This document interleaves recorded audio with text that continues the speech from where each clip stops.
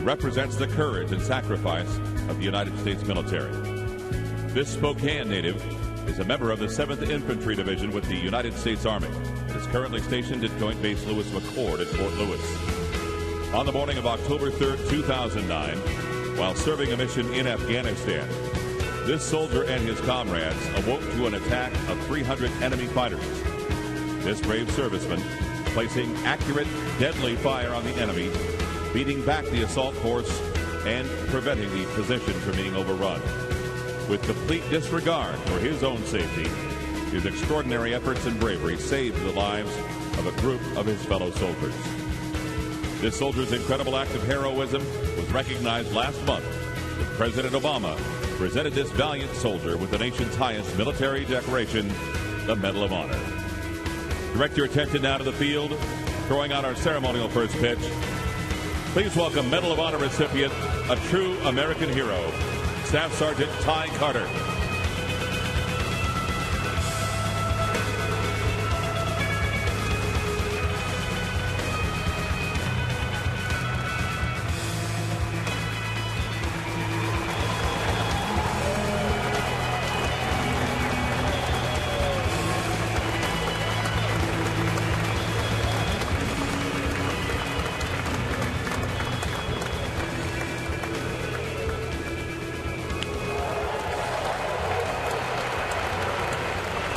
Ty Carter, again, Congressional Medal of Honor recipient.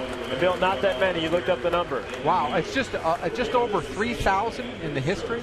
Yep. That's unique. Ty Carter right there is a strike in our book. Thank you very much, Ty. Of course, thanks everybody kind of remembering 9/11 for Brad and Bill out here.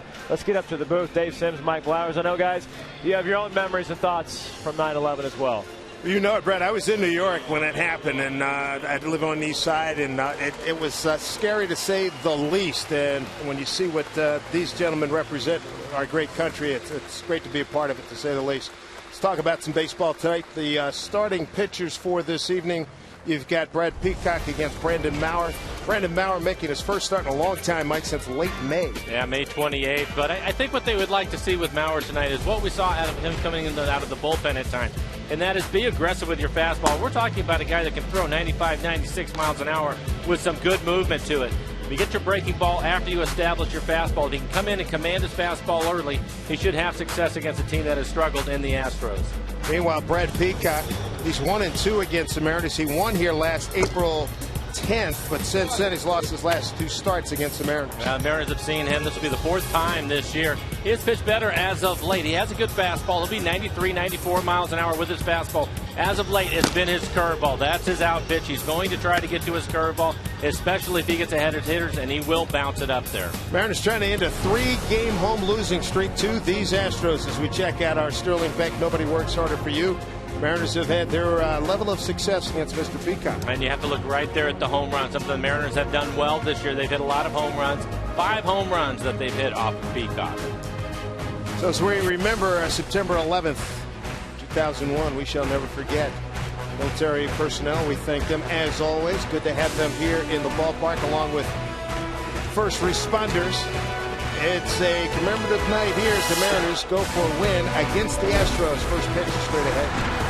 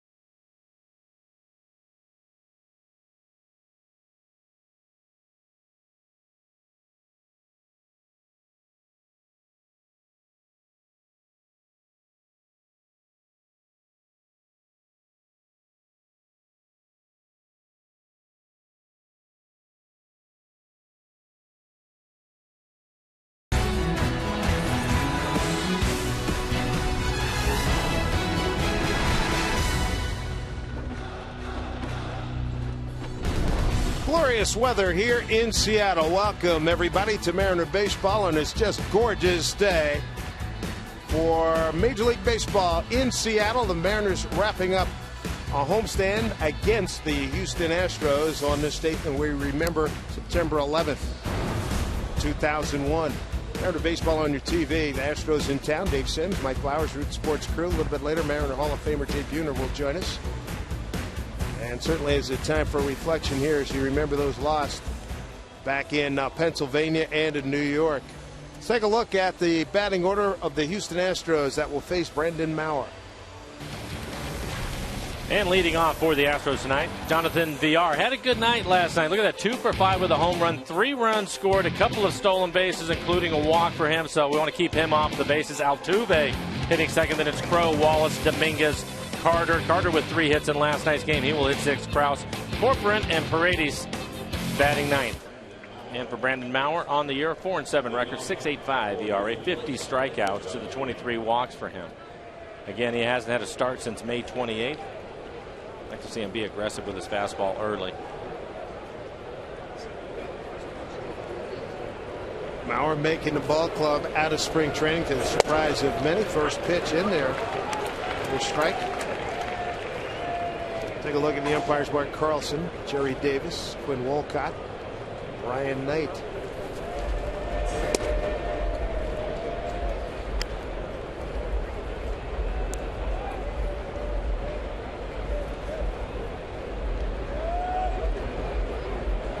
Degrees. We talked about enjoying second straight summer of just spectacular weather. Breaking ball for strike 1 and 2. Mariners 2-3 in this homestand, trying to end a 3-game home losing streak to the Astros. 6-4 and 13, 2 losers the last 2 nights. Off his foot. 4 switch hitters in the lineup: VR, Crow, Corcoran, and Paredes tonight for Bo Porter's Houston Astros.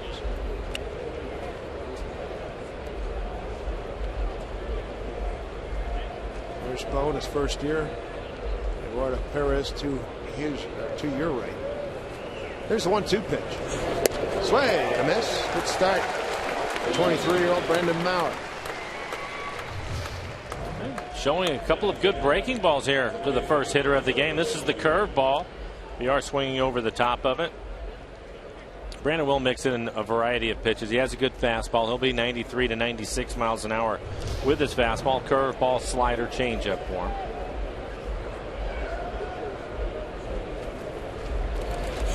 Here's Altuve. He's had a very good series. Jose Dominguez, the second baseman. 3 for 6 last night. 3 for 5 in the first game. Wow, 99. A little amped up for his first start in a while. I don't blame him. 99 miles an hour on that fastball.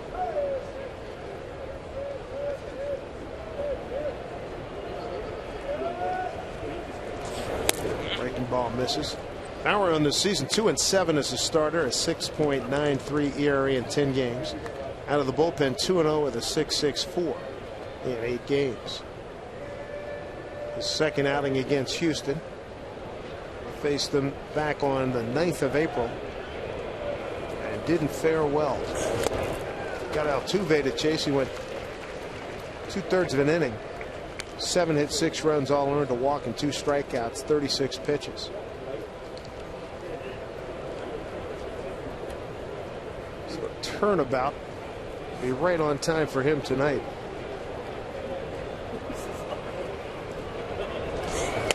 Swing and a miss, and Altuve's gone. Good breaking ball. Take a look at the T-Mobile defense for the Mariners this evening. In the outfield will be Ibanez in left. Michael Saunders getting a start in center field. Franklin Gutierrez out in right. And on the infield, Kyle Seager at third. Brad Miller's the shortstop. Dustin Ackley getting a start at second base. Nick Franklin getting the night off. Justin Smoke is the first baseman. And Mike Zunino will do the catching. Hoping that he doesn't have to catch quite as much as he did last night. 190 pitches he caught in last night's game. The throw in, as Dan Wilson was with us last night. 100 warm-up pitches or something. Exactly. Yeah, I mean, a lot of work. Wilhelmsen, Caps, Ruffin, and Litke come in. downstairs when I got here earlier this afternoon. Surprised to see him in the lineup. Youth. Young legs, Dave. Yeah, appreciate it while it's happening, pal. Trevor Crow, the center fielder.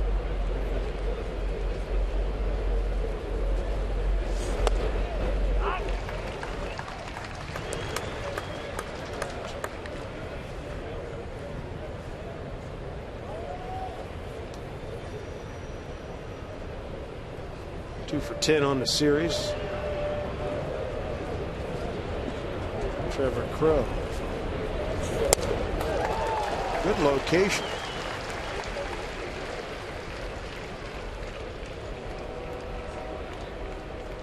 Crow 0 for his last 8.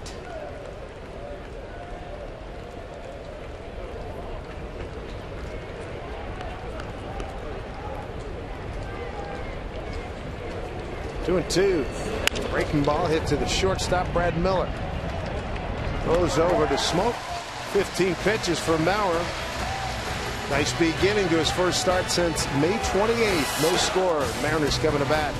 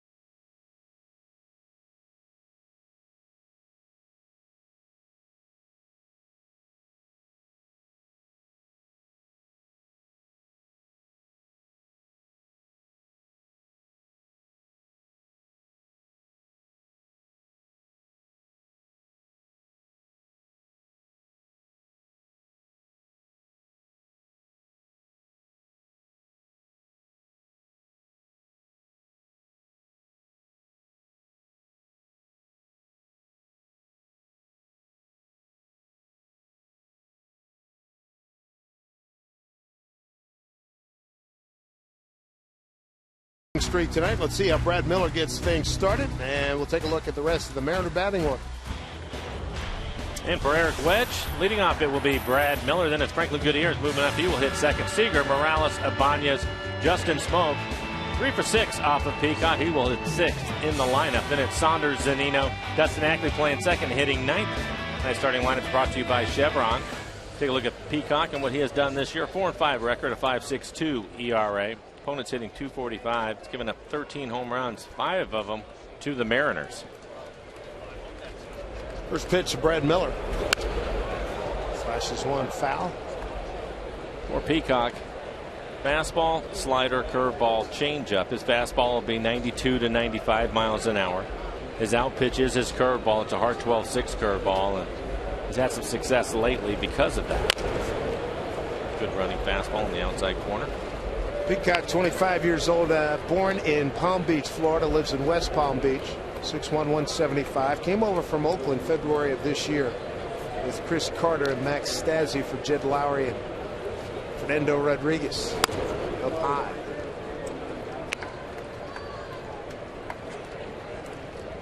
.107 pitches in just 4 1/3 last time he saw the Mariners.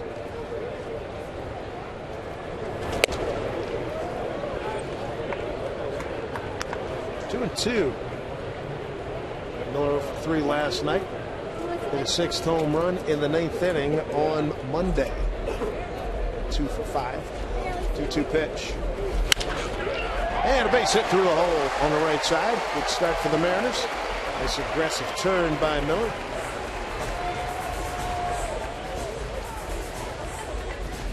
Well, all fastballs to Brad, and he finally catches up to one. It's in the middle of the plate, hits it hard through the hole on the right side.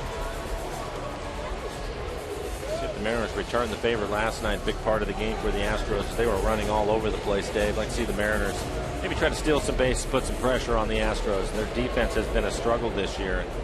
You can get some runners moving around, get those guys out of position. Probably opened up some holes for you. They are with 2 stolen bases last night. Altuve with 3. Miller in the season's 4 out of 7 in base stealing. Mariners 14th in the league. Here's Gutierrez, 2 for 5 with a home run against Brad Peacock. Mariners had a team meeting last night, players only meeting. You've been through your share of those. Generally, how do those usually go? Usually a veteran guy's going to call it. I think Raul and Kendrys Morales were in the middle of pulling everybody together. Yeah, I think the gist of it is basically to get the attention of everybody and remind them that there are still a few weeks left in the season. And, you know, I think the thing about it is you can't fault the effort, but I think it's sometimes mentally you're not always there. You think you are, but that's not the case. And I think sometimes you need the veteran guys to get together and remind you that you have to play the rest of the way on. Let's not forget, for a lot of these guys, it's either their first time or maybe their second time playing in September. And I don't think the guys were happy with the way things went last night, and so they decided to address it. Talked to Justin Smoke about that, and Kendrys and Raul were very good calling it together. And a lot of guys spoke, not everybody, but a lot of guys spoke, got some things off their chest. Eric Wedge was thrilled. It's a team meeting. I think it's a good idea. Players taking responsibility for each other.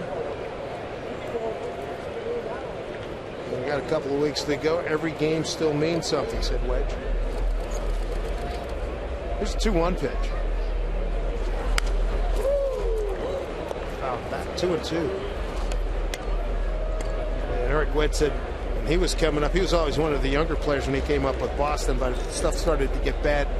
Veterans like Roger Clemens would get everybody together and air some things out, and then they'd be ready to start anew the next day. Yeah, and again, it's just to get guys refocused on the task at hand.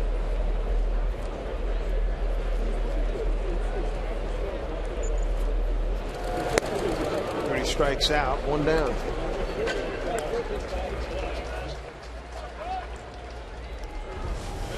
And look at the defense for the Astros this evening. Carter and left, Crow out in center field. Jimmy Paredes did not play last night. He will be in right in tonight's game. On the infield, Dominguez, the third baseman. VR and Altuve playing up the middle. Brett Wallace is at first base. And Carlos Corcoran will do the catching.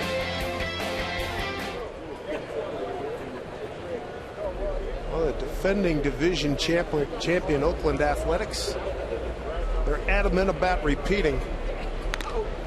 They had 17 runs on the board against Minnesota. They've just been unreal. You think about what they did last September and now what they're doing again. Meantime, the Rangers lose. They lose to Pittsburgh.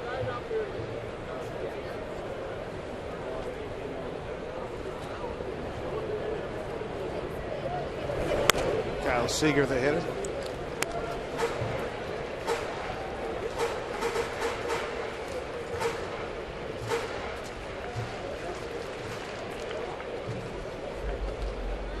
Seager 3 for 8 and a homer against Brad Peacock. Been a struggle for Kyle lately, 0 for his last 15.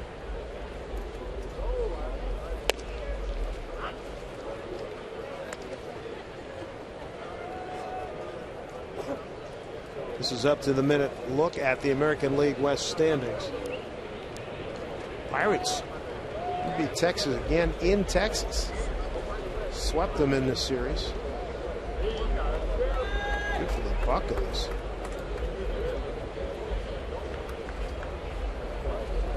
A 7-5 Pittsburgh win tonight. 2-1. A.J. Burnett getting the win. It beats Matt Garza. The save went to former, well, actually, he's been around in multiple places, not played for Texas yet. Kyle Farnsworth got the save his first. Really?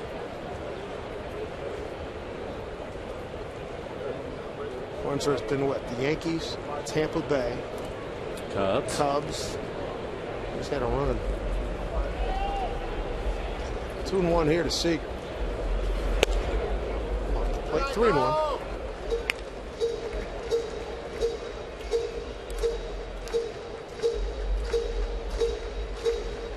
correction. It's showing 15-1. Oakland over Minnesota, top 5.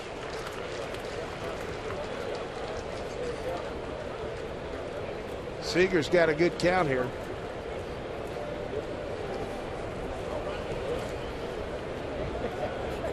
One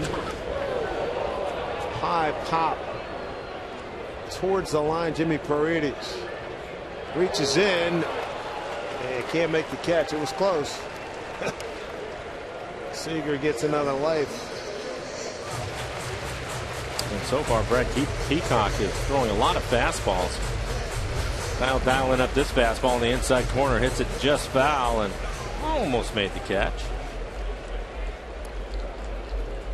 Well, she hung in. Yeah, that would have been a good play. She'll pack a glove next time she comes. 3-2.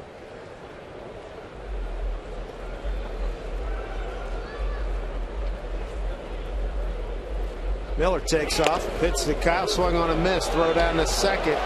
Shortstop VR can't handle it. Stolen base for Brad Miller, his 5th. 2 outs on the strikeout of Seager.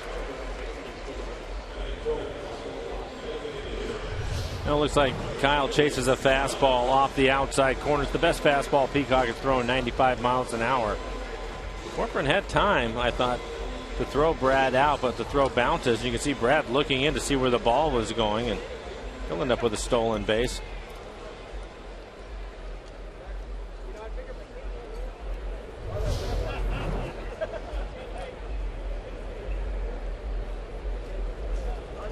Bring up Kendrys Morales. Been one of their best, most consistent hitters with runners in scoring position this year. The Astros have a shift on right now. Off the end of the bat. They work. Third baseman Dominguez charges. Safe. And the third is Miller. Infield hit for Morales. With 2 outs, sets it up for Raul Ibanez.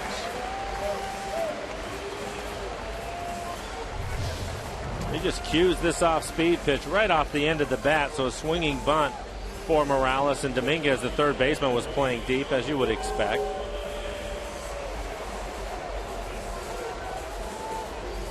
Bring up Raul Ibanez. Ooh, close play, barely beats it. Raul 2 for 6 off of Peacock. Early runs. Mariners had a run, was about a month or so. They had 5 or 6 games where they were doing multiple runs in the first 2-3 innings. Scoring early makes a big difference. Oh, tremendous. Raul with a double in last night's game, hit it out to right center field. Swing and a miss. If you missed last night's game, Houston went for 2 runs in the 7th, 2 in the 8th, 3 in the 9th. For the first 3 innings, they went a run, and 4, and then shut out in the middle portion of the game and unloaded late.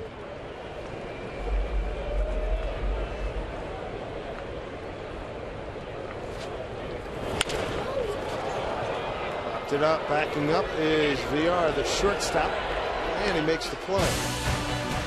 The runs, 1 hit, make that 2 hits, no errors, couple of men left. Second inning coming up.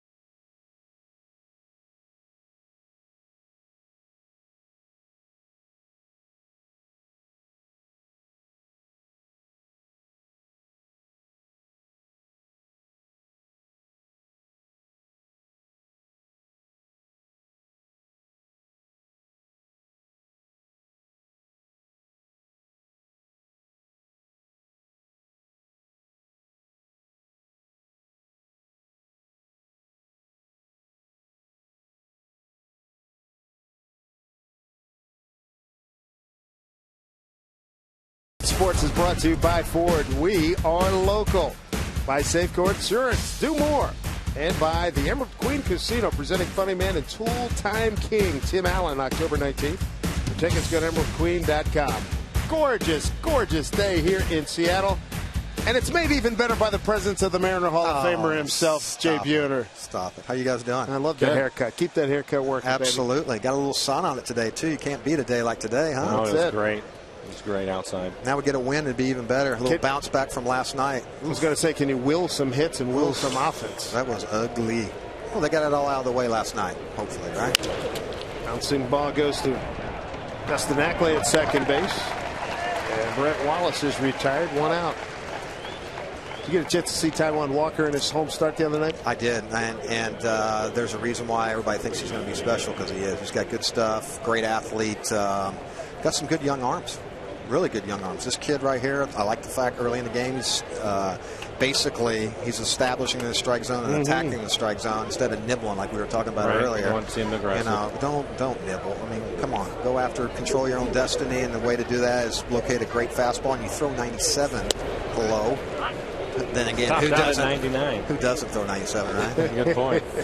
But and it's good to see. It's good to see him getting this breaking ball over too. A slider. That's 90-mile-an-hour slider. That's electric.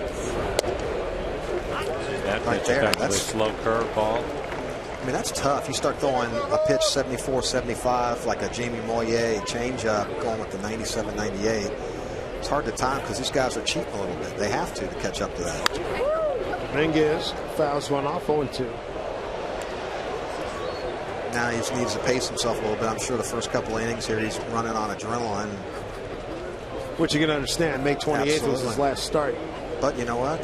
That's the beauty of it right now is these kids, a lot of these kids are fighting for a spot in the rotation for him next year going into spring training. Some of these guys doing the same thing for a spot on the starting staff next year as well, or a position out in the field, or some guys getting a look in spring training or even an invite to spring training. Oh, when you think about it, he showed up in spring training, wasn't supposed to be on the team, ends up making the club. It was electric during spring training, right? Led the Cactus League in ERA. Something about when that bell rings, though, huh, Michael? It's a little different. especially when it's your really first count. or second time through. Yeah, it changes. Yeah, those scouting reports, and now with the social media and the video that's available to all these guys, it's kind of hard to hide anymore. You get exposed pretty quick, and that's why the game goes on with or without you. So you got to make adjustments, and you got to do it on the fly. Well, I think maybe for him, going out to the bullpen was probably a good thing, because it gave him a chance to sit out there, think about things, relax, and then when he would come in for an inning or two, he was just airing it out. Right. And I think he realized how good his stuff is. He can come in and throw a fastball and a slider, and that's good enough. He doesn't have to throw 4 or 5 different pitches. And that brings up a great point. That's what happens anymore, it seems like, with a lot of these ball clubs. You've got these young kids coming out that nobody knows anything really about. So the scout reports on them, they're kind of limited on what's available. So these kids, one time around, they can go be electric, and then they get out and what's going on? Gosh, who was that kid? Drive to center field, and it's off the base of the fence. Saunders retrieves, gets it back in. A line drive double for Dominguez. 23rd double for Matt. I'd like to see somebody at second base right there in case the sniper gets him when he's rounding first base. We got a chance at second, but Michael does a nice job of playing it off the wall. That's why you come out early and learn the hops off the wall. Bait those guys into taking an extra base and you throw them out. As you guys know, he's got a good arm, pretty accurate. One wall distinguish itself, have it maybe unusual characteristics when you played? There's quite a few, but I think Baltimore stands out because it's different than anywhere else in right field, that it's got that metal mesh, and so you never know which way it's going to bounce off out there. Plus the warning track there is a rubber warning track instead of a cinder like a lot of the new ballparks are. But every ballpark that you go to, that was our big thing. And Michael agreed to this. The one thing we always do that was almost mandatory amongst ourselves is we always showed up early, because that's where you get a chance to get your work in. That's where you get a chance to get familiarized with your surroundings and the surface. You know which ballparks are quick. Like in Anaheim, for example, in the outfield, it was squiggly. The ball would snake coming out to you. So you get to know the corners. Like right here, left and right field, you look, there's that that little angle down the line. And so you need to learn that early before the game starts so you don't look like hee-haw out there. And next thing you know, trying to put your head in the sand. We just saw your guy in Kansas City. Rusty the greatest. Yeah. Rusty Kuntz, the greatest outfield coach ever. He showed up and out there early with those kids, all the young players that were out there. He was working on them with their bunting, and then he had them in the outfield, getting them to turn, and working on angles. Yeah. Seager holds a runner, throws that Carter, 2 outs. That was impressive. He was working. Remember Justin Maxwell, a good-looking kid, big kid they got from Houston. He's been good. Big pickup for them. He can fly. Yeah, he can fly. But he had him out there early, working on things in the outfield. You should be out there early, even I don't care how many years you got under your belt. Every day you should be out there working on something. Or I mean, you never know. Something could change between the first time around you were there in April and then you go back and it's July. Now all of a sudden, hey, the sun's moved. Hello.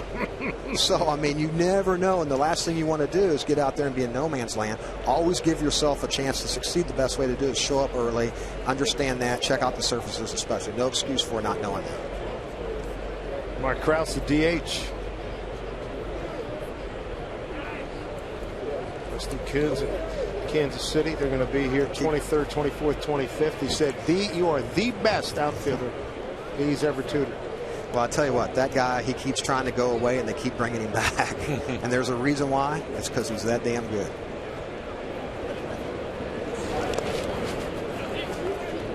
We've been fortunate, Michael, over the years. We've had a lot of great coaches come through here, man. Just seeing Rusty, we were laughing about it a little bit, but I've been an infielder almost my whole life. And then just because our team was short, some guys were down, I had to go to the outfield, and within, I guess, about 45 minutes worth of work, I could at least survive, and it was because of Rusty. And he keeps it simple. Keeps it simple and just the key things to think about. And it gets, after that, it gets to the point to where, and it was one of the things that he and I were talking about, is I would just go out there and work with him, even though primarily I was in the infield. When I had the chance, I would go out there, just because you never know. And he was talking about the young kids today.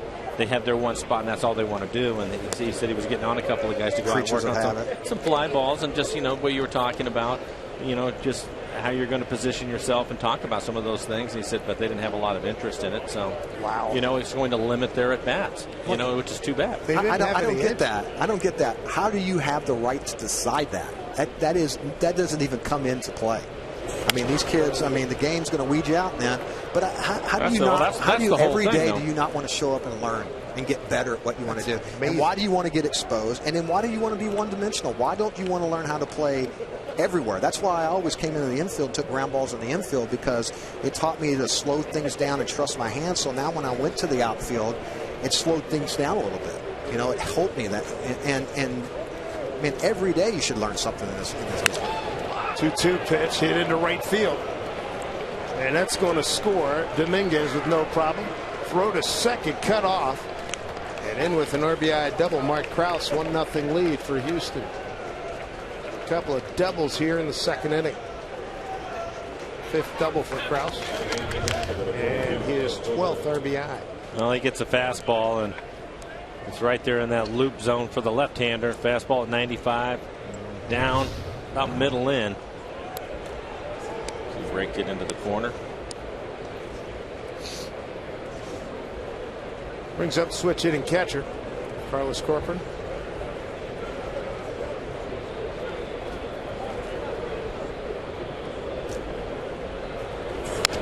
Out of bat, Corcoran did not play last night. He went 0 for 3 on Monday. A lot of unfamiliar names. My goodness. I think they're in a rebuilding process in Houston. They are really young.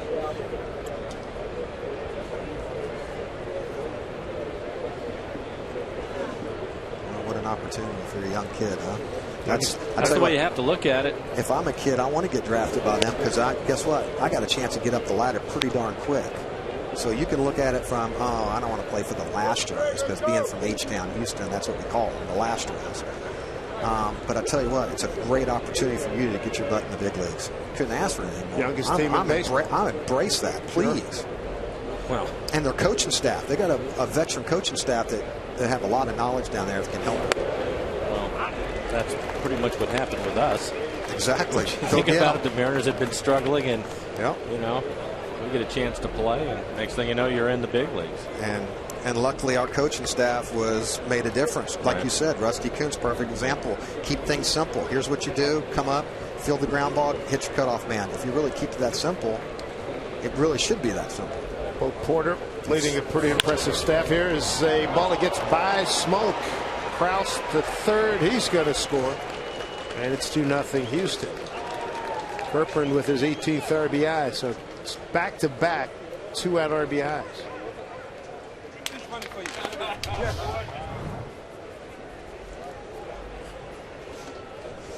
Not sure if that was a cutter or a slider. But again, you can see another left-handed hitter. That pitch down and middle in. And Smokey tries to keep it on the infield. Ball was hit hard down at him. Yes, it was. Encouraging words from Carl Willis, the pitching coach. Bring up Jimmy Paredes, the right fielder. Jimmy 1 for 3 with 2 runs batted in on Monday.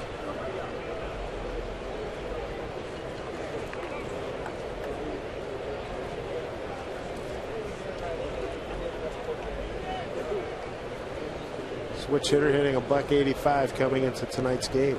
Looks a little bit like Brian Hunter up there, doesn't he? A little B Hunt. He does. Good ball. A little thinner, but yeah. Brian Hunter started out with the Braves. Yeah, had a great rookie year coming up, I think, with Houston, didn't he? Other Brian Hunter. You're thinking of the first baseman, Brian Hunter. He's thinking of the center fielder. Outfielder, Brian Hunter. Gotcha.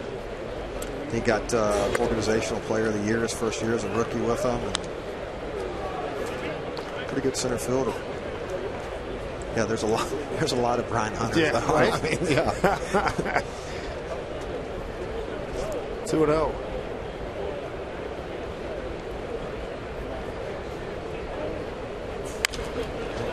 Big hat. 2-0. That's what it's supposed to look like, right? Supposed to cheat on that fastball. Absolutely. Maurer went 1-2-3 in the first inning, and now he's facing a 6-man here in the second. I wonder if he's got something written in his hat. It looked like it, didn't it? You know, and you're reading it. A little reminder. Be strong, whatever it may be. I know I used to have, you can hit in my helmet, and every now and then I'd have to look at that. Remind yourself. Well, that little guy on your shoulder sometimes, wants to talk to you in your ear, and even when you step out and try to swat him away, he still keeps yapping at you. So take the helmet off, look at it. Yeah, man, you got to be the president of your own fan club. 2-2. Swing and a miss. Paredes is gone. Third strikeout for Maurer, but he gives up 2 runs here in the second inning. 2-0 Houston.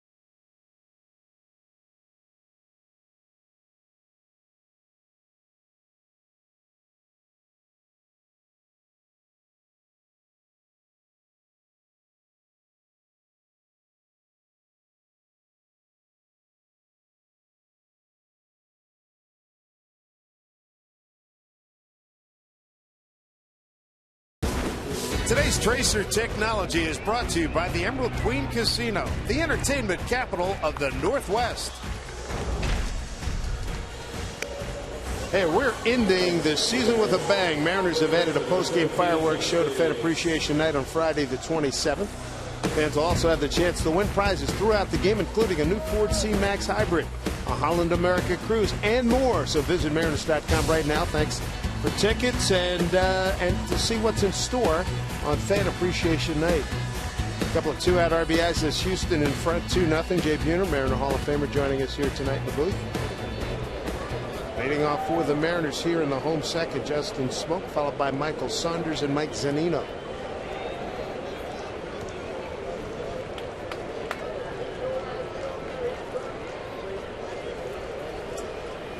Oakland Athletic, boys. The Athletics a 10-run fourth, a 3-run fifth, a 16-2 lead, top 6. How they do it? It's at Minnesota. And it's no fluke. They consistently, year in and year out, man, they get great arms, play good defense, and timely hitting. I guess that's how you do it, right? That's the key, right? But we were talking about it a couple of weeks ago, and I don't know why. I still wasn't believing it, and here they go doing it again. I really thought the Rangers would end up winning the West, but now I'm not so sure. And you look at the Rangers, they ended up losing to Pittsburgh. Get swept. Yeah, they get swept, and Oakland bad puts it on Minnesota. Yeah. Well, it's scheduled, too. I mean, it's setting up pretty nice, isn't it, for Oakland? And then Pittsburgh's playing hot, as you know. And then Texas has that little man talking in their ear. What happened to him last year? Trust me, man. It's like I deja vu here all over again. And I guess at some point, too, the Rangers, obviously, when the schedule was in their favor, granted it wasn't at the end of the year, but it was there at some point this year. They didn't take advantage. They didn't do what they needed to do. Exactly.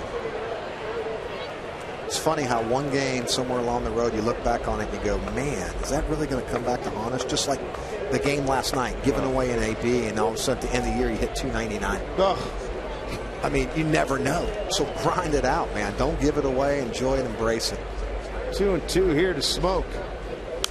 But I tell you what, Texas, if they choke it again, I think who knows? I don't know, but Nolan might be hurt. And you worry about Wash. I mean, they're built to win now. They will win. That's their mentality there now. We will win. Period. And so they're going to take advantage of that opportunity. They got it built up. It's set up right there for them. It's the foundation's there, and when you got that opportunity, you got to take full advantage of it. Smoke's worked a full count. Brad Peacock in his 4th start against the Mariners, a 1-2 record at 9.64 ERA. Smoke gets a piece of it. On deck is Michael Saunders.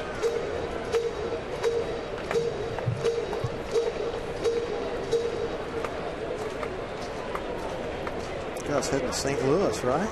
St. Louis, Detroit, Anaheim. 3-2, foul back. See, if I was commissioner for a day, that right there is one of the things somehow geographically it needs to be changed. Preach, preacher, preach. I mean, come on. I mean, I know we're the Seattle Mariners, but we're in it being on the West Coast, and it's going to catch up to you. But how are you doing the big triangle? I mean, get it on one side, get it all done over there, come back. Next time, if you're going central, stay there. I just don't get how you're all over the board geographically. It makes no sense. Altuve in short right field. Throws out Smoke, one out.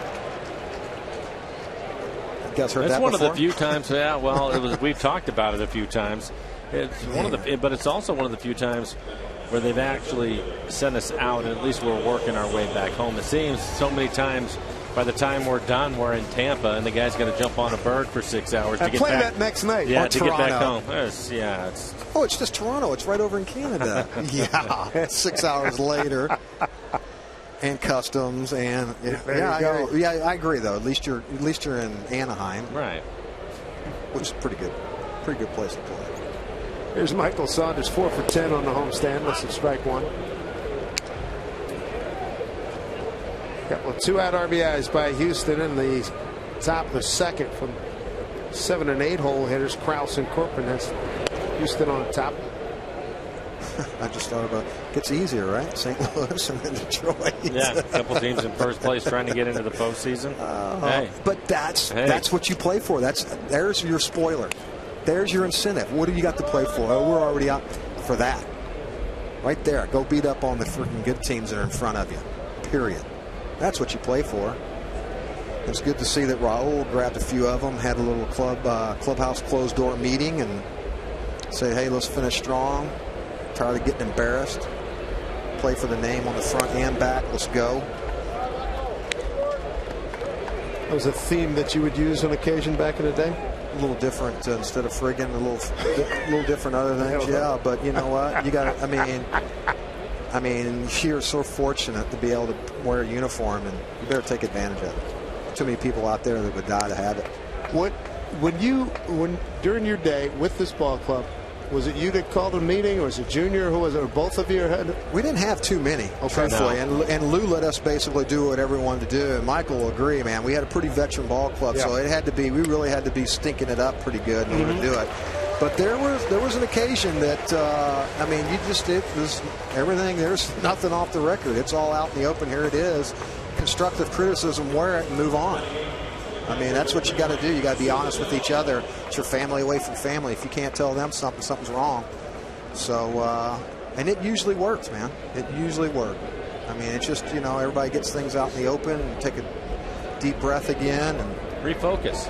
Absolutely. You start thinking, and sometimes too, and this, especially in this game because it's every day, you get so bogged down in just your own struggles and things that you're going through that you forget about what's the important thing, and that's to win the game. And sometimes there's little things that maybe you're not doing because you're so worried about being 0 for your last 12 or something, and you're grinding on that.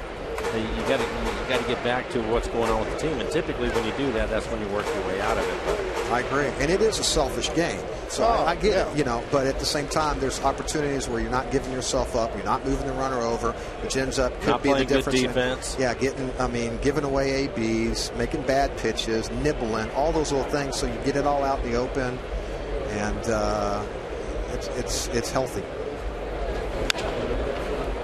Popped up. VR will take it. The shortstop. 2 down. I like the fact. I like kangaroo court from time to time. Ooh, I like that right there. Tried to backdoor him right there on the infield fly right there. Not infield fly, but pop up to the infield. Get Michael with his back turn, getting lazy, going back to first base, and almost got back picked. Go ahead, Dave. I'm sorry. I was going to say, 2 times today you've already brought up you don't like the fact about pitchers nibbling. And I applaud you for that. And I think most of our audience would applaud you for that. Well, the game, we talked about games about pitching and defense and timely hitting and all that stuff. In order to be on your toes and have your defense ready, you got to attack the strike zone. There's nothing worse than being a human ring guy. Seen our share of that from. Actually, that last time in Houston, remember, Mike, it seemed like, boys, anytime soon, you're going to get once a fastball, two's a curve. Relievers out there, these guys, they generally work at a pretty good pace. Kid last night. Typically, when they come in, they have no choice. They have to get it and throw strikes because there's already a problem on the field. So they're kind of used to that. So many of the starters, and you mentioned Houston, they have obviously a bunch of young kids that are out there. And Jay, as you know, when they get into a little bit of trouble, the game just comes to a stop. And I wonder sometimes if you're not better off keeping your pace up and pitching at a decent rhythm.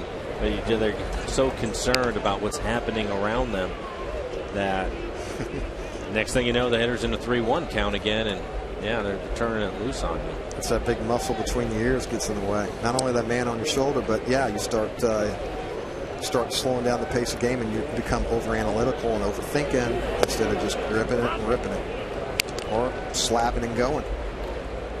2-1 to Dustin Ackley. Sometimes you got to tip your hat too. That's the thing with a young kid. They don't know when sometimes to tip your hat.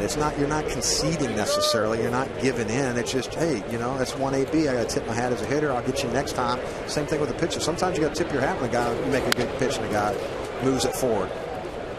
But you got to limit the damage. Game keeps going. You got to refocus and ready to go. That's a great message right there. It moves so fast that you don't have time. I mean, really and truly. I mean, and Michael, you're talking about that when the human rain delay and slowing down. It seems like eternity, but it's actually really not. But this game's moving so quick. I mean, they're throwing a pitch usually within every 8 seconds, you hope. 2-2 that. It goes from 8 to now all of a sudden it's gone 17, 18. 30 sometimes. Yeah. Well, they want them to be on there every 10 seconds. Does that take? I think that's about typically what they want. Starts getting to 30. That's a problem. That's where Mike would come in and say, "Hey, come on, you put me swing." And you're out in the outfield going, "That a bait?" Now, yeah, that a boy. Thank you. Tell him. He'll look around and kind of salute you. Is that right? Oh yeah. Everybody knows what's going on. The game dictates what's going on. You get a. I mean, you round it long enough, you figure it out pretty quick. Well, most of the time, it was just, why don't you let us help you out? Get the ball, throw it. Somebody out here will catch it for you. That's what we get paid to do, dude. Right. And that's what I want to do. We'll make a play. I want to get on This Week in Baseball for a great defensive play right here, man. Runner goes. Ball hit to Altuve. He'll throw and retire. Exactly. That'll do it for the Mariners. Nothing across as we move to the third. 2-0 Houston.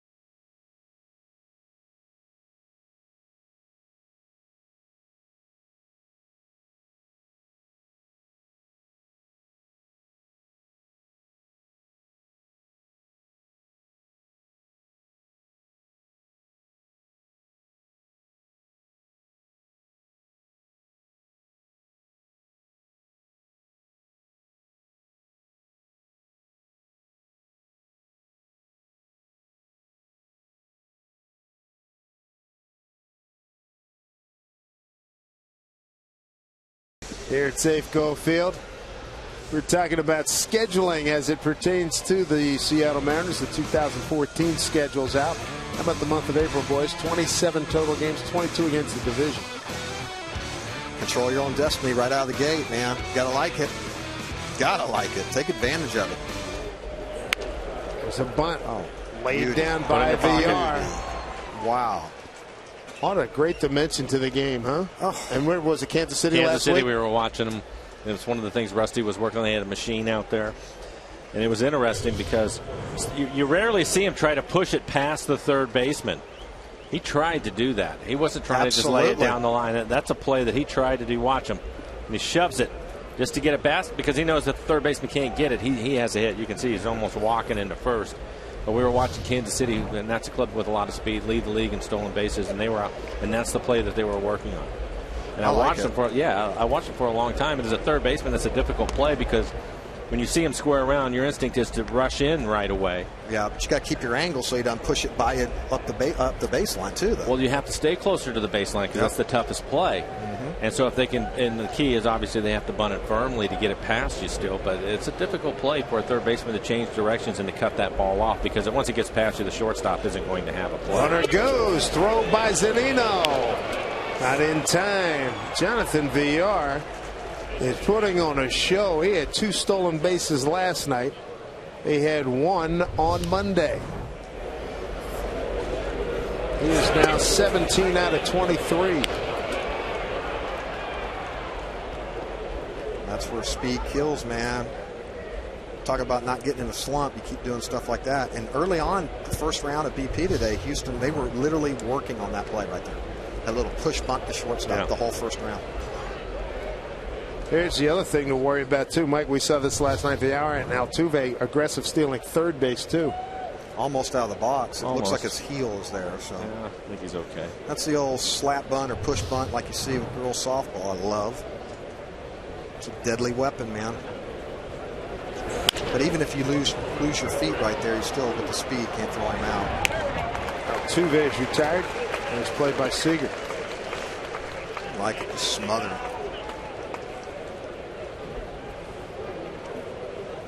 No didn't panic. Didn't panic at all. Well, it's easier, too, because he's playing in on the grass, so he knows he has some time. Altuve runs well, but I like the way he wore it right off his chest, but his angle, his nose is down. He got his angle down, so he knew it was going to be right out in front of him.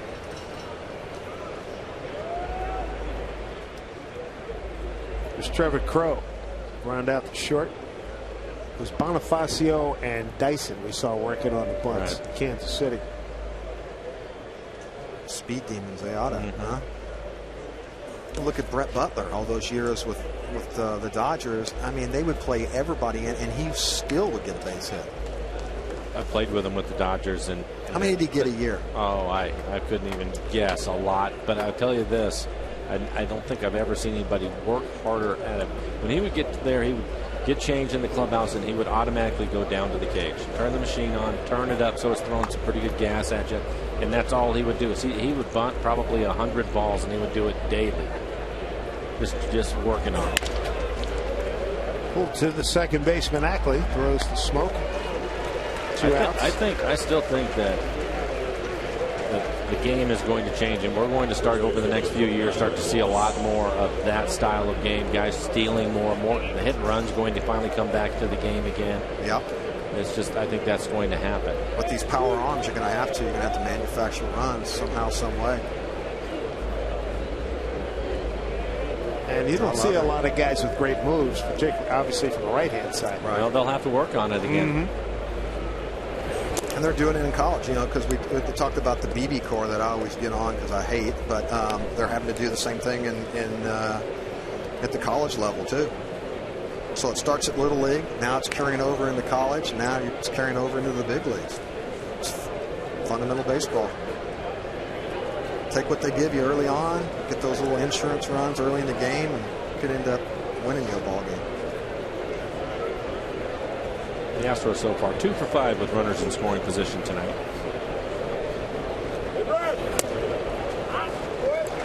Big one to Brett Wallace, their cleanup man tonight, grounded out to second.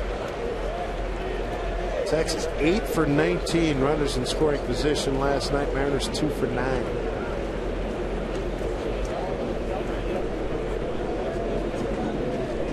Brandon Maurer, his first start was May 28th.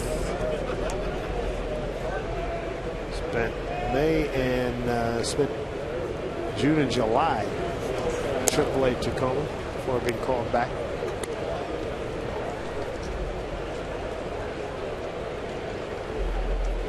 See, here we go again. See how he's kind of taking his time a little bit more now, walking around. And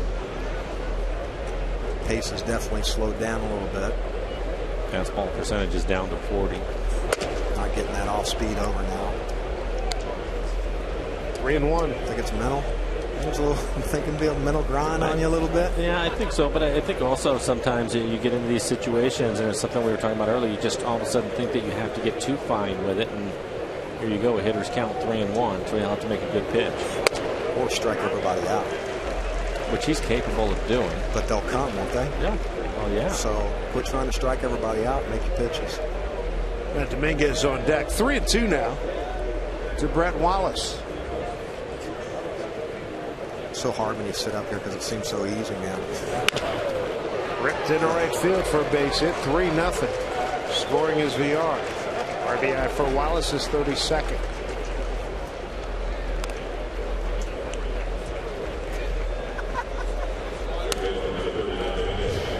Looks like a slider that he leaves up and in the middle of the plate. 87 miles an hour. Wallace hits a line drive into right field. Lefties are hurting him with that slider so far, aren't they? I think most of the time he would try to throw it at their back foot. It's a good pitch. Yeah. But you have to be able to get it there. That was the hardest pitch for me personally, is that lefty that like an Andy Pettit or Mark Langston or Chuck Finley's, or there's a long list of them. I'd love to throw that little cut fastball, that hard slurve down and in on that back foot, and just it looks so good coming in. It's hard to lay off of. It's a great equalizer. I didn't try to lay off of it. I just swing over the top of it, get it out of the way, Jim. 2-0 to Matt Dominguez. Maybe they'll throw the fastball in the next pitch, you know. And then hand me your bat as I'm walking out. Next. But when they hang it, brother, what happens? 2-0 pitch. In there for a strike to Matt Dominguez, who doubled off the right center field fence. First time up for a double.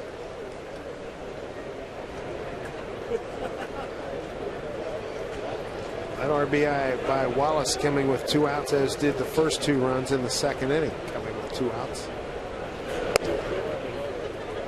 Can be contagious. Now a 3-1 count. It's 3-2 to Wallace. On deck, Chris Carter. Hit a pretty nice night last night, didn't he? Yeah. Hit the ball hard. Seems to be his deal, though. Make contact or walk back with the bat under the arm, huh? Made some majors and strikeouts. What's he got? 190 plus, probably, not to put you on the spot. It's 192 as of last night. 193. There it is.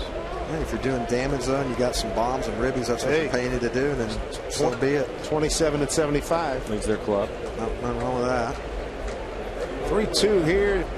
Runner goes and hit well. Left center field. Nobody's going to glove that one. Bounce out. And it does. Good. Saved him a run. Hang with him. Or a couple of doubles tonight for Matt Dominguez. 3 doubles in the game for the Astros.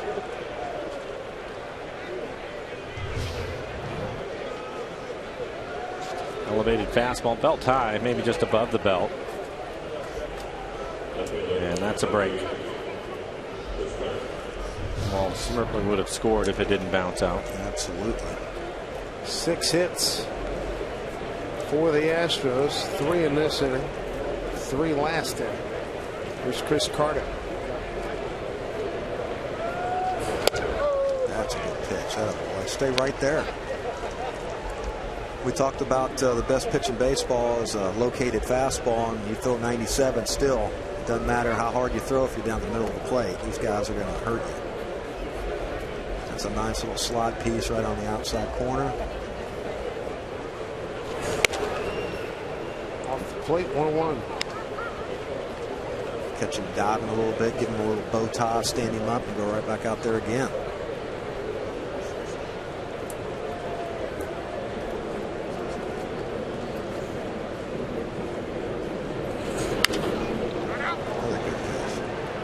Ball and 2 strikes to Chris Carter. 2 men aboard. Dominguez at second, Wallace at third. 1 run and VR is scoring.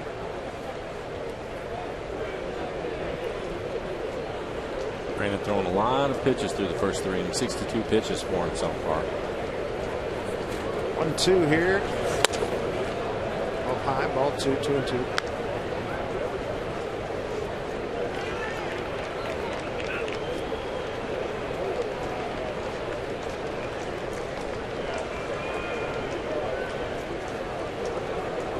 Two and 2. Waiting ball through the hole, base hit. Scoring is Wallace. Right behind him, Dominguez. 2-run single. Chris Carter. 5-0 Houston. Carter with RBI 76 and 77.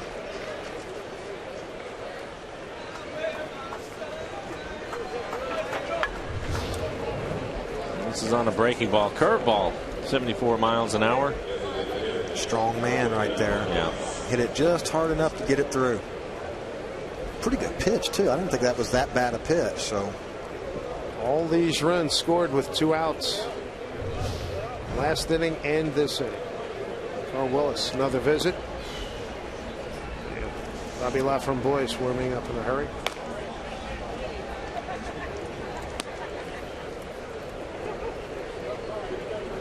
It's 3 straight hits against Maurer with 2 outs. An RBI single, ground rule double, 2-run single. We saw this from the Astros last night. They're 4 for 7 now with runners in scoring position. And 2-out lightning, baby. 22 pitches here in the inning for Brandon. 64 total.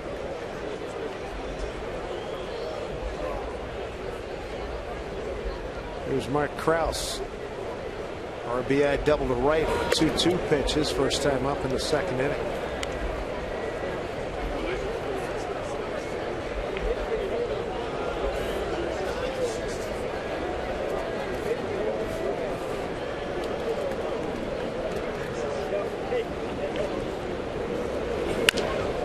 Tops it, keeps it fair.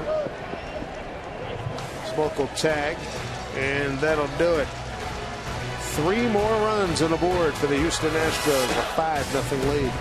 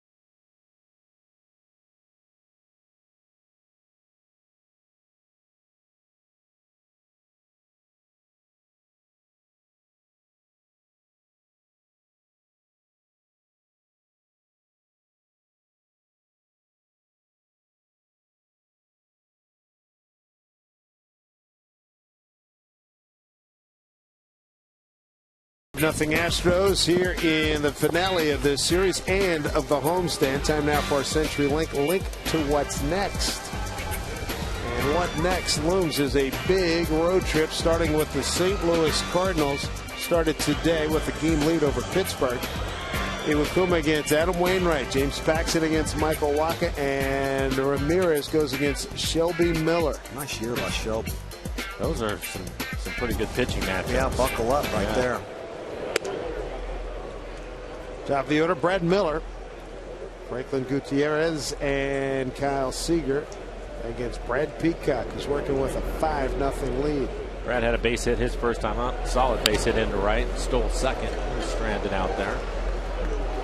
Second one into that booth just to the right of Mariners Radio. Rick Riz and Aaron Goldsmith. Just to the left of them, I should say. I like Paxton. I'm looking forward to watching his next start. I thought he threw the ball well. Yeah. Ooh, get out of there. Get out of my kitchen.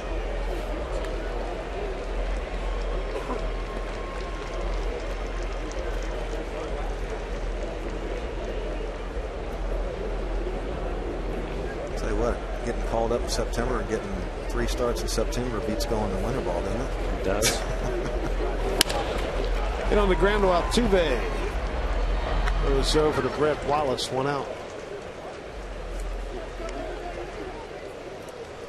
Got an ask the booth question. Was the best at getting on with a bunt from Marvin Lee. 7-3-2. I would have to say, we were talking about earlier, Brett Butler, Butler. hands down. Yeah. I mean, he's famous for it. Like, I mean, everybody in the ballpark knew he was going to do it, and he still was able to get it I didn't down. see him, but the other one that comes to mind that I heard a lot about that did it quite a bit early in his career was Rod Carew. They said he was an excellent bunter and would get a lot of hits doing that. He did a lot of Butcher Boy, Right. that little slug bunt. Right. Otis Nixon, yeah. another guy that was fast that liked to utilize the speed a little bit. Goody struck out his first time. He's ahead 2-0. He's tried to bunt. I think every start that he's had, he's tried. And he has 2 or 3 bunt base hits. Couple sacrifices. Almonte, yeah. Stiff legs. Eric Wade trying to give him a night off. I like it though, man. It creates some few holes, gets guys moving around. You see a young player that understands what he's capable of doing and where he needs to go to make an impact, and he clearly understands that he has a lot of speed, and why not? I wonder who got a hold of him early and told him that, hey man, you need to utilize this. This is nice to have in your back pocket. Right. He's also hit his first career home run on the home stand. He's got a sacrifice bunt. He's got 2 sacrifice bunts and a couple of bunts for hits. Right. Good stuff. 2-2. Talking to a pretty good guy right next to him too. Hojo. I mean Hojo. What am I saying? I forgot he was down in AAA. Yeah. Yeah. Good dude. He could hit. Dude, he could hit. Stole some bags too. Yes, he could. Switch hitter. The Mets ball club was pretty electric at the time. At 86 club. 2-2. Popped it up. Get out.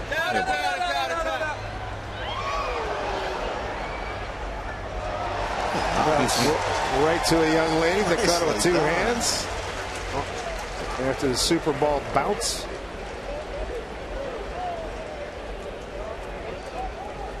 Nice job going online, getting those seats. Pick the right one, huh? Look at that.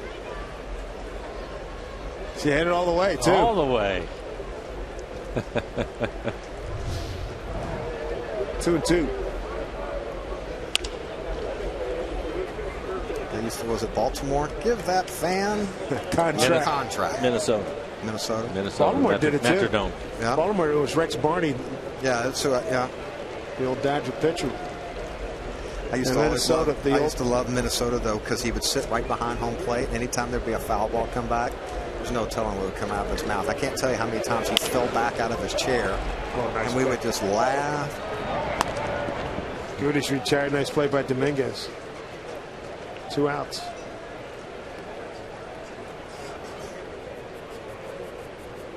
Bring up Kyle Seager. Struck out on a 3-2 pitch. First time Mariners with 2 hits. Brad Miller led off the home first with a base hit to right. And Kendrick Morales cued one off the end of his bat. Since then, the Mariners have gone hitless.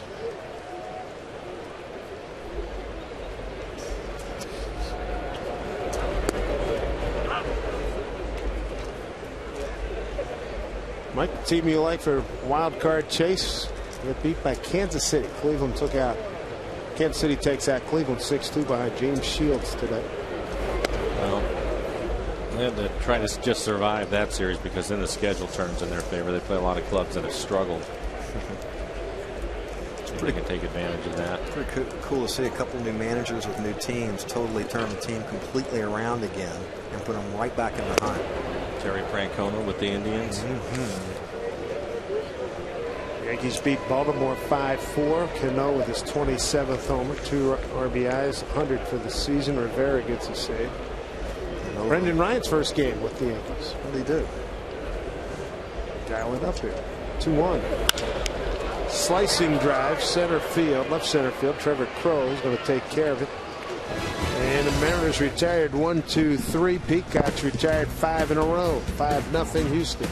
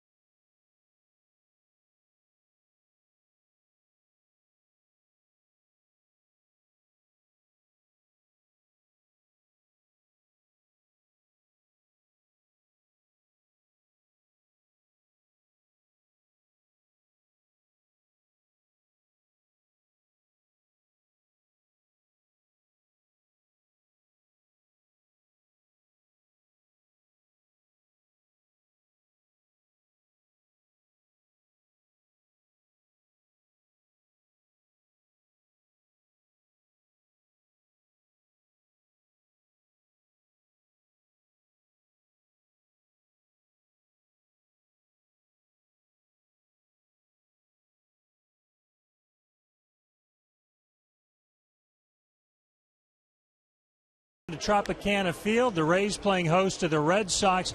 This game was all tied up in the 10th inning. Bases juiced. Yeah, you probably recognize former Mariner Mike Carp. Oh, yeah, he did. Grand slam for Carp, and the Red Sox go on to get the 7-3 victory. They lead the East by 9.5 games as we send it back upstairs. All right, Tom, thank you very much. Here's a look at the American League East. Red Sox, look at that 9.5 game lead. Where's Bobby Valentine when you need him? Jeez. He is an athletic director at a small college in, I want to say, I think it's Sacred Heart University. Good luck. Talking about getting things turned around. Good luck, guys. It's Sacred Heart. Yeah, I mean, Lafron Boyce will take over. 5 appearances for him. ERA is high. He has only pitched in 3 1/3 innings so far. 6 strikeouts, 4 walks. Brandon Maurer, 2 out base hits got him tonight. A lot of them, unfortunately. Now 3 in a row there in the 3rd inning. 8-9-1 to face Lafron Boyce here. Corcoran, Paredes, and VR.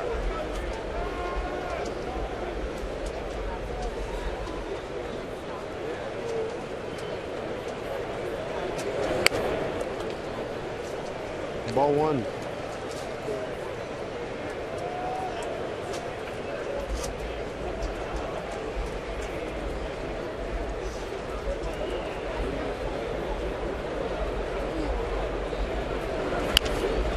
Off the end of the bat goes foul. How good is a grand slam in the 10th looking? And the numbers for Brandon: 3 innings pitched, 7 hits, 5 runs, all of them earned. Didn't walk anybody, 3 strikeouts, 66 pitches for him, 41 strikes. The splits weren't good, Mike. No. Not very many fastballs. No, he was fastball percentage was in the 40s, 45, I think, 45%. That means you're getting beat with your second and third best pitch. Outside from Boyce. 2-1. Many guys have made a living on a 2-seam, 4-seam fastball with every now and then throw a little BP fastball, but locate it. Kevin Brown, that's all he used to ever throw. He had a pretty good sinker. Yeah, so he's throwing an igloo up there, yeah. A little Gatorade bucket. Get that in on your hands. Ackley taking charge.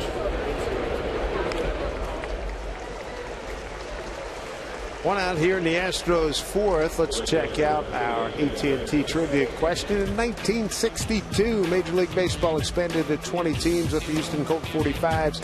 And which other franchise? You got the Angels, the Mets, the Royals, or the Senators?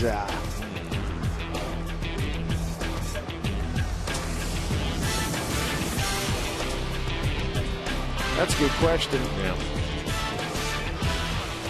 I'm going to go with the Metropolitans. Fly ball right field off the bat of Jimmy Paredes. Rudy with the catch, 2 down. That's probably an easy question for you, Dave. You know that one pretty easy? That's dead on.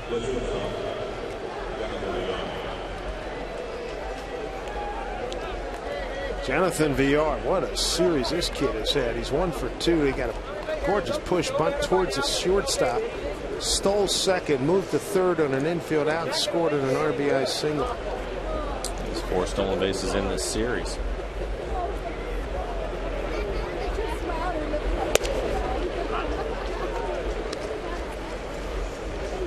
That's a lot of running. It's a good way to get yourself out there and in the lineup every day, isn't it?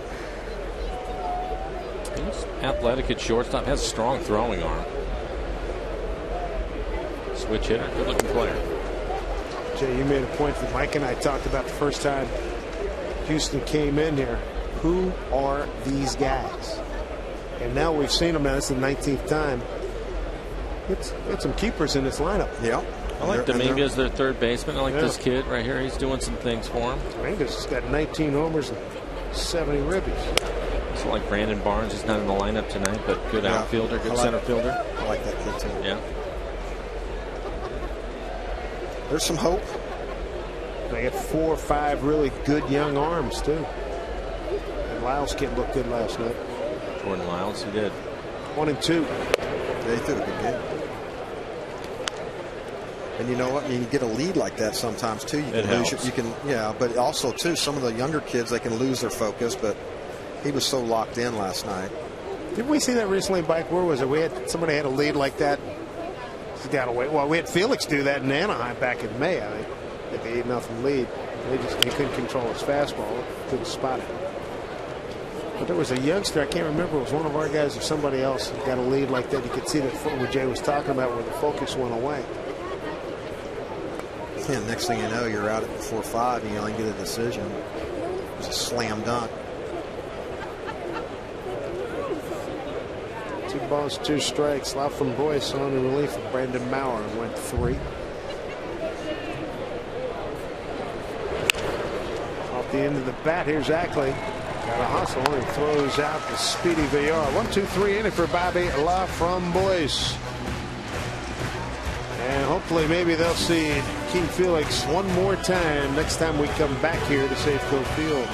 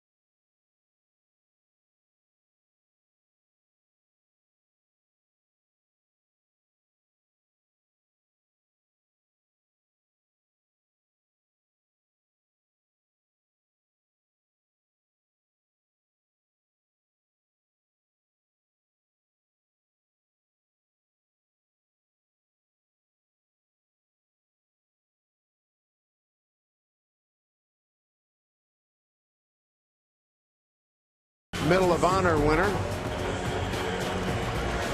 Staff Sergeant, and he picked up that meritorious award, top award you can get in the military for his work in his first deployment in Afghanistan, as we remember the victims of September 11th, 2001.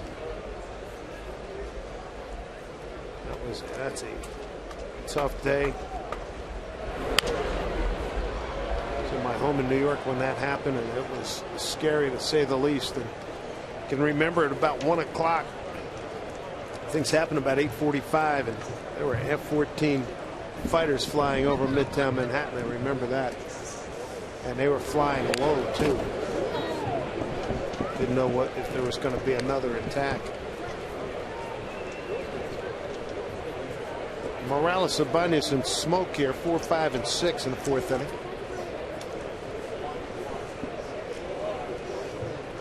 Mounts crowd of 11,656 here tonight.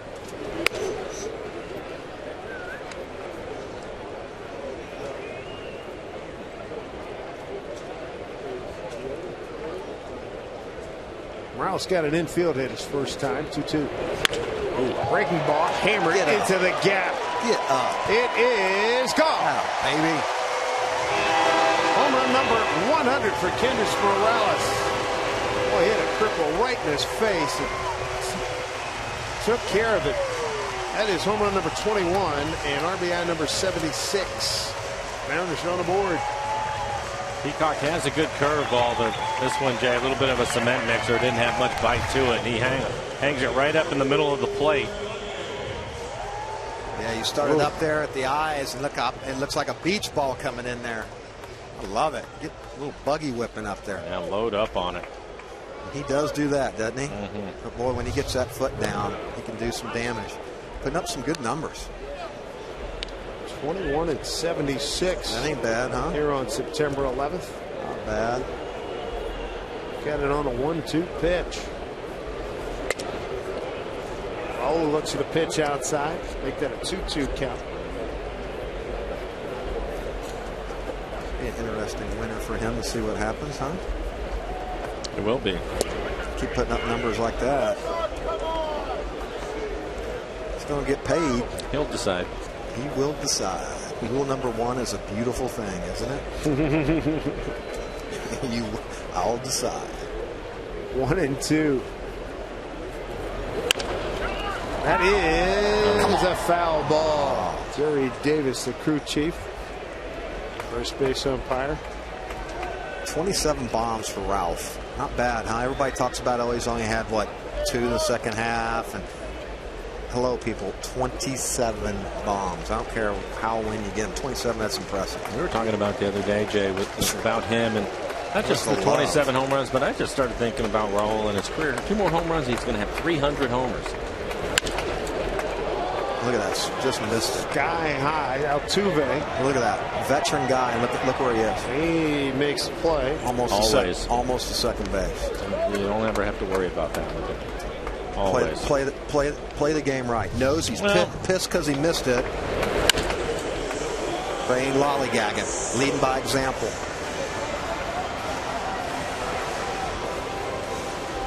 Pro's pro. Absolutely. Well, if you're going to call meetings and talk about it, you better go out and do it, and he does it every day. Trust me, they got the most respect for that guy. It's impressive. When he says something, those guys, they perk up and listen. Right. Smoke grounded out to second. Trying to get off the bad road here, Jay. He's 0 for his last 13. 3 for his last 20.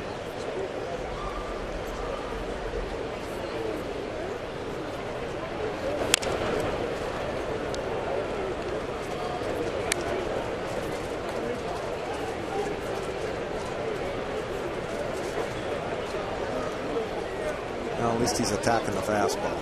Yeah, getting his hacks in. Early on, he was taking that. Remember last time? A lot of pitches. First pitch fastball right there, cookie. And then having to hit a pitcher's pitch. Crow gets under this one. 2 outs. And bring up Michael Saunders. He walked in his first at bat.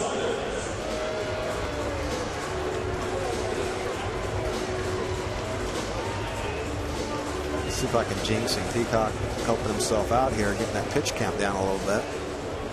Last few innings. Astros 2 runs in the second, 3 in the third. You got 5 runs on 7 hits. The Mariners are run on 3 hits. We need a little 2-out lightning. What do you say? I'm in. Drive that Crow. What a jump. Takes care of it. Goodness. Crow and the Barnes kid. We've seen them play some was low flying right there. Outstanding center field for Houston. The run on the Morales homer, 5-1 Houston.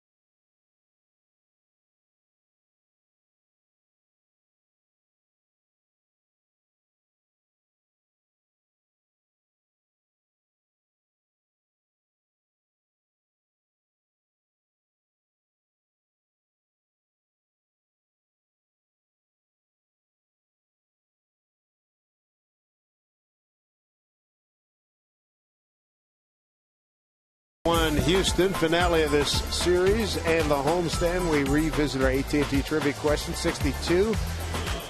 Major League Baseball expanded to 20 teams with the Houston Colt 45s, and which other franchise? I went with the Mets. Fans rode with the Mets. Survey says the New York Mets. The Mets. Beat the Mets, greet the Mets. Angels and Senators. The original Washington Senators had moved to Minnesota, and they created another Washington Senators ball club in '61.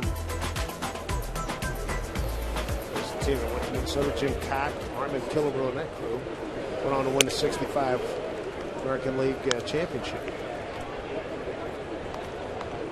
You know your stuff. Thank you. A lot of baseball cards back in the day. It's double duty time for you this time of year. Not quite. Not quite. Getting close? Yeah, getting close. Great time of year, isn't it? Mm-hmm. Overlap. Yes, indeed. Altuve down the line. Look Backhand Seager. Vacuum. And throws him out. And on the money every time. Second time he's grounded out to Kyler for 3 night for Altuve. One out here in the 5th. Yeah, like that, Michael, huh? We'll take a look at our Money Tree in-time play of the game. First step, Jay. First step. Kyle Seager playing off the line. Get that first step. Bam. I like it too. His head's down, yeah. Eyes are down. The closer your eyes can get down there, you track it, see it all the way in.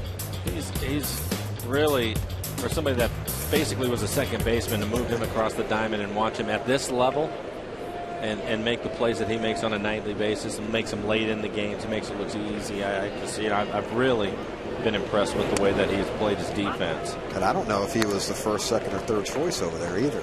He had Liddy for a little bit that they were trying to give some looks to. Ketchakala, all these guys. Ketchakala had been the minor league player of the year. And so all of a sudden, here he is over there trying to get some reps, and bam. That is foul. Emphatic call by Quinn Walcott. Speaking of Ketchakala, he had a major blow-up in AAA. I saw that. Oh, my goodness. Tom Wilhelmsen getting loose in the pen. Tom threw the ball well the other night.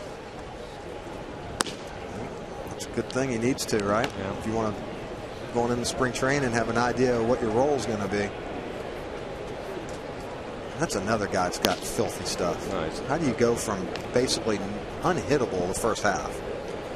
Well, it goes back to what we were talking about earlier, I think, Jay. Just if you can't consistently work ahead of hitters, you're going to be in trouble. And it doesn't matter how hard you throw or how great your curveball is.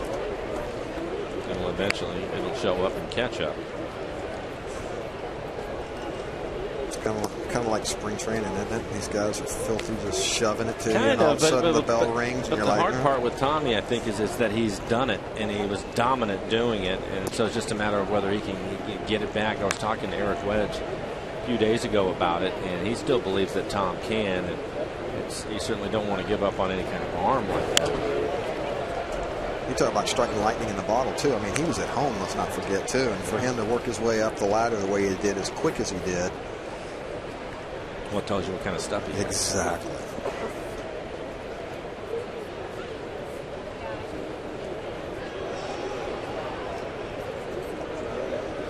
So how's Felix? Does anybody really know? I mean, has this been a nagging injury for him? Has this been going on for a while? And he just...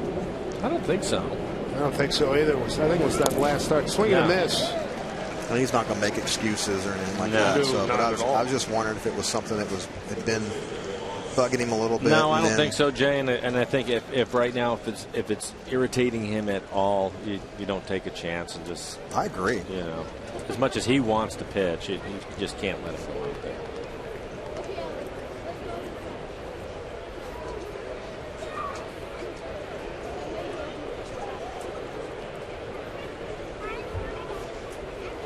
Give some of these other kids an opportunity, right? Brett Wallace first pitch in the dirt. Take advantage of it. Grab the bull by the horns. Opportunities right there. Gotta love it.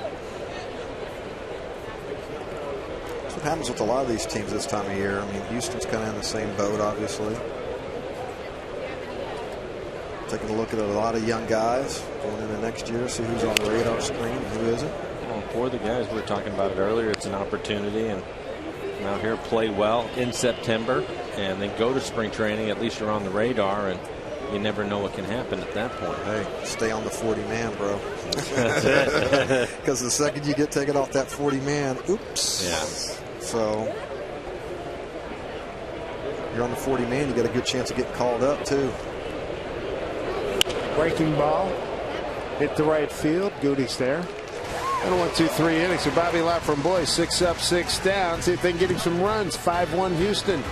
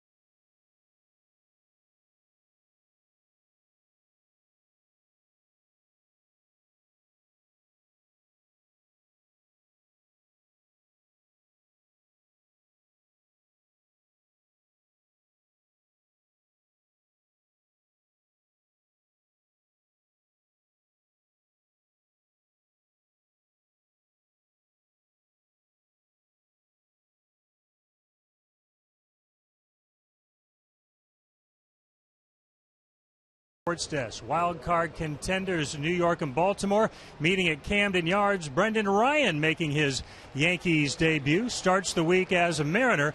0 for 4 at the plate in his Yanks debut. Robinson Cano, he wasn't hitless. Cano in the 9th going yard, and the Yanks knock off the Orioles 5-4 as we send it back to Dave, Mike, and Jay. All right, Tom, thank you very much. See if the Mariners can get something going here, down 5-1. Here's a look at the wild card racing. It is something. Look at that. The Yankees have jumped over the Orioles. Indians hanging in. So's Kansas City. You know, every single year, the Yankees somehow, some way find a way to scratch back. And hello, Soriano, are you kidding me? What does he have? 15, 16 home runs. He just showed up last week. Yeah, right. Seems like it, right? He's leading all of baseball, I think, with 17 or something and like almost 50 ribbies. Yeah. Since he's been traded over. So they don't need Brendan Ryan to hit. Yeah. You know, they just need him to play defense. Cano so it's a perfect opportunity. Cano already with 100 RBIs on the year. That's so smart, though. I mean, he's back at home. He feels comfortable there. Talking about Soriano? Yeah, the same group of guys. I mean, you even got Andy Pettit that went home for a while and said, you know what, I think I can still get guys out. He's pitched himself into another contract for next year. At 40, what's he, 41? Will be 41? And then they got this only the best closer in baseball that just got another save, I think, 43, and so they're trying to talk him into coming back. So Nino strikes out, 1 down. And all with the controversy of A-Rod, which they absolutely love. I mean, if you don't have controversy in New York, something's wrong. Huh? He got a hit and an RBI. He's hitting 299. Cano 309. Alex. Anderson homered. Rodriguez homered in the 6th off of Feldman. He don't look good running, though. No. Oof. Looks like he's got a weight vest on. Top and bottom. Oof. Still got a beautiful swing, man. There's Ackley 0-1. 1-1. Ackley grounded out the second, his first at bat.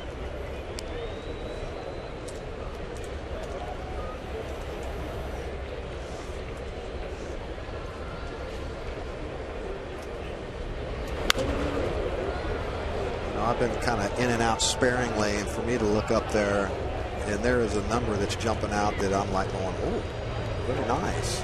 Because I think it wasn't too long ago I looked up there and it said 215. Mm-hmm. Maybe lower. Yeah, and now it's 276. How much do you think on something like that, Jay, as he hits this pop-up, it looks like the shortstop will take care of it. But how much do you think, because you look at his numbers from the time that he moved to the outfield, that's where you're seeing that run pushing 260 now. How much do you think that makes a difference in him, or just in a player in general?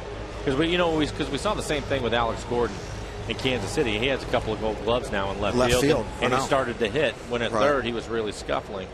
And now you see it with Dustin. I think he's probably feeling comfortable because, if I'm not mistaken, I think we drafted him as an outfielder. He was a second baseman, and then he had the elbow problem. They moved him over to first base, but they wanted to draft him as an outfielder, and originally they wanted him to be the center fielder, if I'm not mistaken. And so I think he's starting to feel comfortable out there. And I think, there was some accountability. I think, sometimes you wonder, here's the thing I want to know. Does it really come into play, them sending him down? Did that really help? Was that a wake-up call that he needed? Did he get a chance to go down there and get readjusted, work on some things? That's where, I kind of question that myself sometimes. Peacock, easy inning. He's retired the last 6 since the home run by Morales. Houston with a lead, 5-1. Tom Wilhelmsen will take over.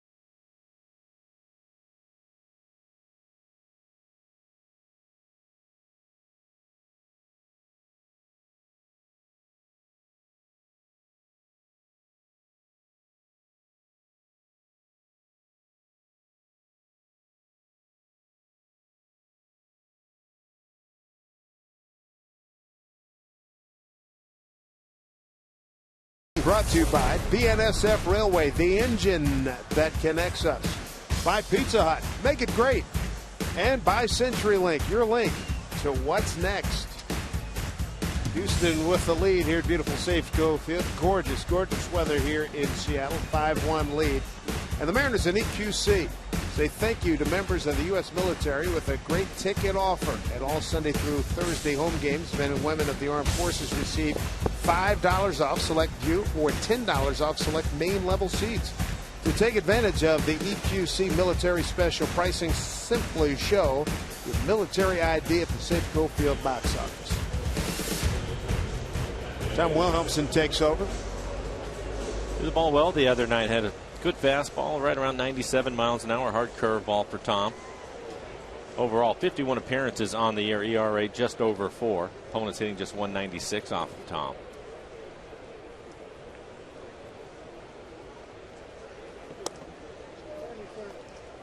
Matt Dominguez, Chris Carter, Mark Krause, 5, 6, and 7 for Big Tom. Oliver Perez heating up.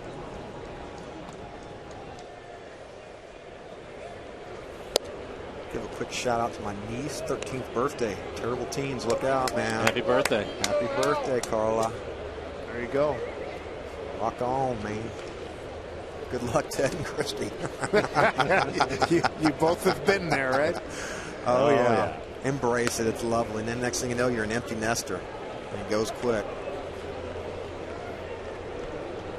3-0 to Dominguez. Time in the first and second month of the season. 22 games. 0.75 ERA in April. May an 0.75. June, different story. Lost 2 games. ERA 10.97. 13 hits, 13 runs, all earned. That just kind of sent it in a spiral. Yeah. You know what was amazing about it, Jay, is that I could remember it, and it was the game in Cleveland he came in, and it wasn't even a situation where he blew the save because he didn't pitch well. He dropped a ball at first base. That's right. Game That's over, right. dropped the That's ball. right. They lose the game. That was his first blown save. I'm not even sure that he'd given up a hit to a right-hander yet at that point. And then things started to go the other way on him. It's a strange thing how this game sometimes, that loss just ate him up, and it just gets you, and he struggled from that point on. It was in Cleveland, right? Yeah, it was in Cleveland. Like May 7th, it was I think it was a Saturday afternoon game, the 18th. Yeah, it was May just 18th. a routine ground ball to first. He was there in plenty of time like he's supposed to, and he just dropped it. And if you're a closer, you can't afford to be a mental midget, man. You got to, especially that. You got to block that out, come back, grab. To your point, batting average against 100 in April, 125 in May. June, 317. 3-1 counts.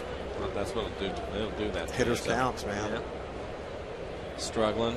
And knows he can't get his off speed over, so he has to go the fastball. Yeah. The scout report gets around. They know that, so they're sitting dead red. Inside to Carter.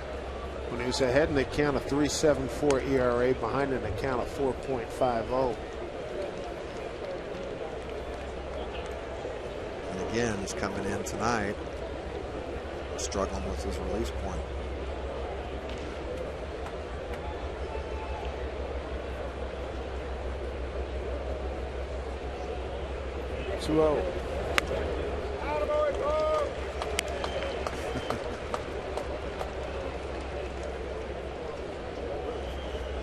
Trying to whirly bird right there. Yeah.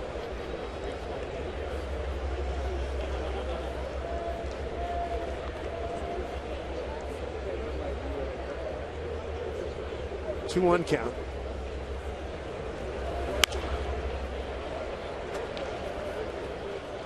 Maybe. 2-0 to 2-2. I like it. There's one thing in this game too that always drove me nuts. You're in the rocking chair as a hitter, guy's struggling, can't get around the plate, hitters count, just miss one, you go, I got him, and all of a sudden he drops a nasty curveball and you're like, ooh.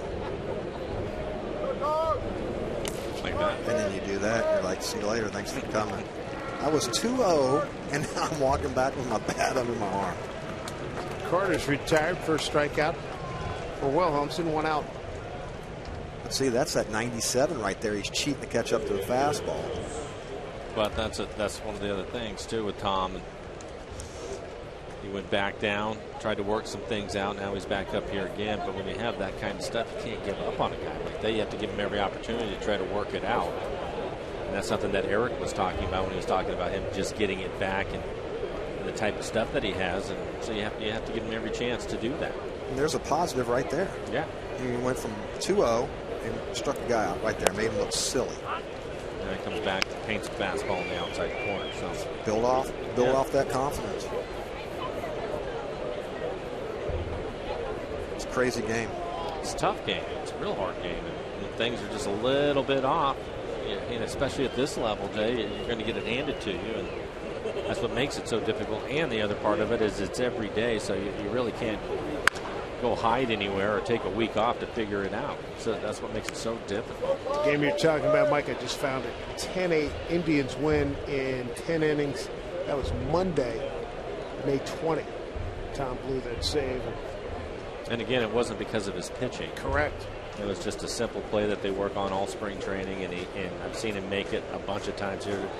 It's 3 consecutive walk-off wins by the Indians against the Mariners.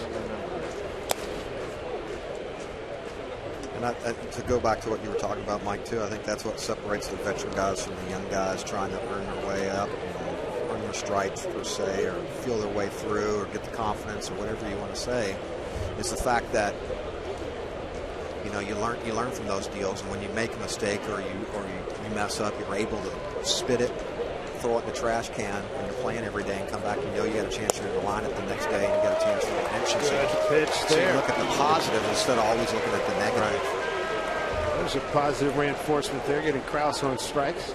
There you go, back-to-back strikeouts right there. And a well-located pitch at 96 miles an hour.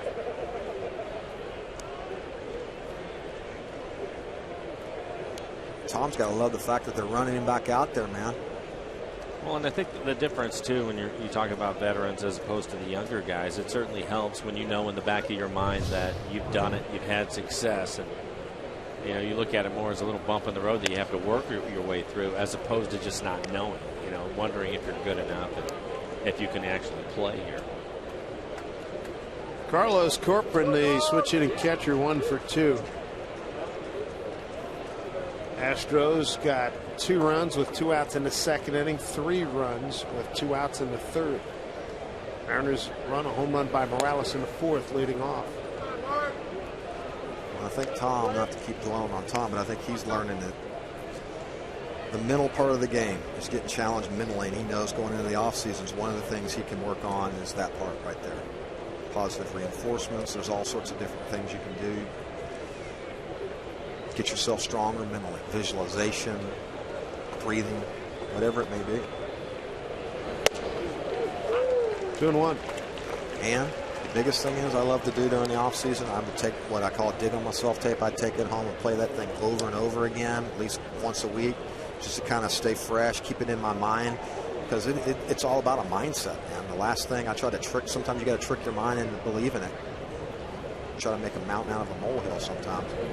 Breaking ball in there for a strike. 2-2. It's getting filthy. I like it. Speaking of that, we had a chance to see Carl again in Arlington. He stops by the hotel. Cuckoo Carl. Carl Hamilton. Yeah. Video coordinator. Love the guy. Yeah. Best. How's he doing? Great. Still got that young heart. Why not, right? Absolutely. 3 strikeouts. Not bad for Wilhelmsen. A walk in at K's 3 in the top of the 6th. 5-1 Astros.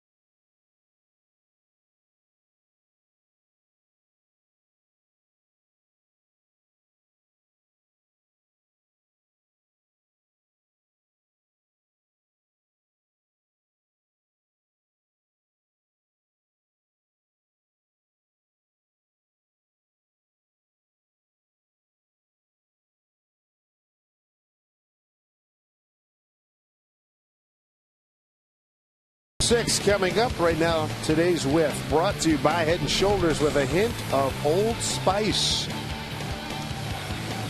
Well, Tom, after walking the first hitter, the leadoff hitter, he comes back and strikes out the side. There's a good curveball from Tom. When he started working his fastball on the outside corner, painted that pitch at 96 miles an hour. Changeup. It's a full load of whiffs, isn't it? Yeah. Hair's overrated. Good for him, man. Tom had 3 2/3 scoreless innings pitched. since his recall from Tacoma on September 1. That was strong.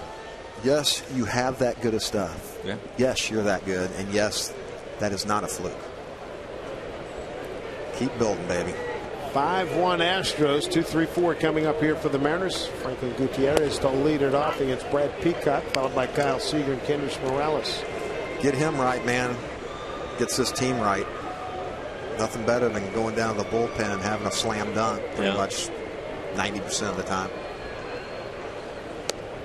You know, you look at this year and the struggles that they've had and all the one-run losses and the walk-off losses, and you know, if Tommy had continued the way that he started or close to it, and they had Stephen Pryor, they missed Stephen Pryor. That hurt him. That hurt them big time, and they were really relying on the back end of that bullpen. That was a nasty bullpen. Yeah. Oof. So, I mean, just flame after flame. Straight velo coming out of that bullpen. Yeah. Goody 0 for 2 with a strikeout and a ground out to third.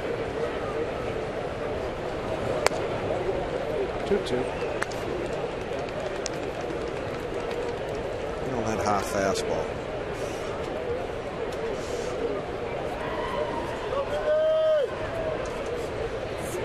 He's still throwing a lot of 82% fastballs tonight.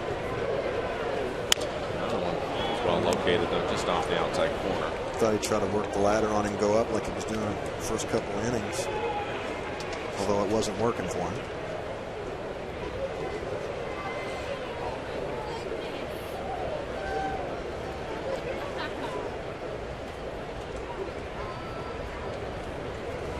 Fourth go round for Peacock against the Mariners this season. He fouled off.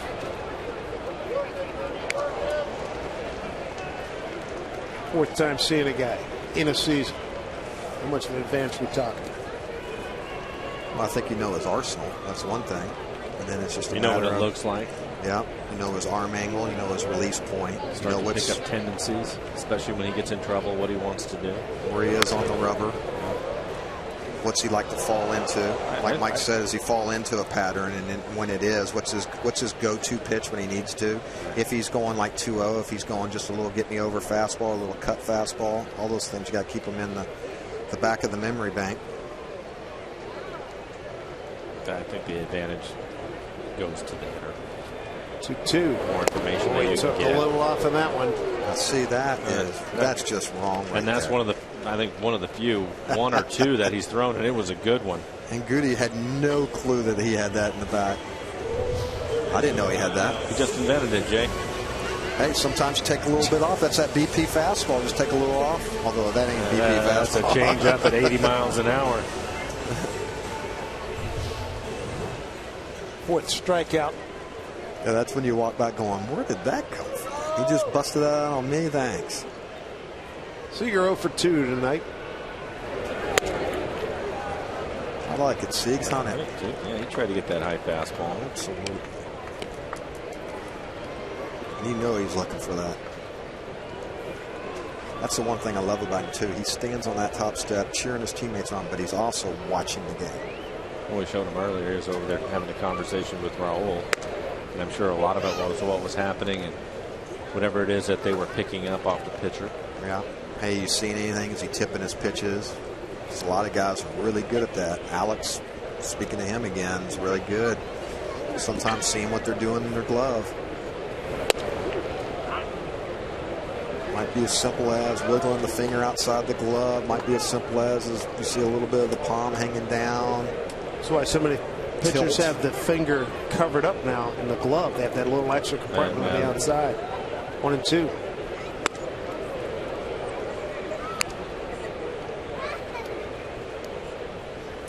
You can see it though sometimes. Sometimes it might be just as simple as instead of his glove being centered, it's off to the side a little bit on his off speed, or instead of straight up and down like it is right there and fan, he closes it a little bit more, or he could tilt it just a smidge. Popped out. Layard calls off Altuve. 2 outs. Here's Tom Glasgow. Dave, thanks so much from the Ford Sports Desk. Of course, the M's will be in St. Louis on Friday. That Cardinals team in a real battle for the NL Central title. Trying to keep Pittsburgh at bay. Same story for Cincinnati tonight. taking on the Brewers. That's Matt Adams, and his home run caps a 4-run 8th inning. The Cardinals down the Brew Crew 5-1. All right, Tom. So Pittsburgh wins. I love that. St. Louis wins. Cincinnati wins. No advancement there. And the Reds, all three of those teams, look for all three of those teams to make the playoffs. National League Central is a tough division to be in. You look at those clubs. I root for a team that like the Pirates. I know it's not always best for ratings, you know, and the East Coast controls the ratings, so you got to have an East Coast team, and Boston obviously will be in there. I mean, that's a slam dunk, but I love that. I mean, Pittsburgh can do what they've done. Mariners 1-3 against Pittsburgh, 2-1 against Cincinnati. They're a fun team to watch too. They can do a little bit of everything. When you're up against them in a Pittsburgh 3-game series, yeah, that's they can Clint run Hurdle, and have right? some power. Yeah, How about good that? pitching. He goes from he can't make it work over in Colorado ballpark, and then he goes, and then he goes over to Pittsburgh, and good coaching staff, great guy. Talented young players. Absolutely. Good farm system. A late trade for Marlon Byrd, a big help. It's only taken him 25 years, but still, there's some excitement in Pittsburgh. Miss the old stovetop hats, man. Bring those things back. Just kidding. 2-2. They've won them on occasion. Here's a drive to right field. Again. Going back, and the catch made by Jimmy Paredes, and that'll do it one time. And he dropped it. They're never going to say on the transfer. So that is the third out here in the 6th inning. Peacock throwing a good ball game.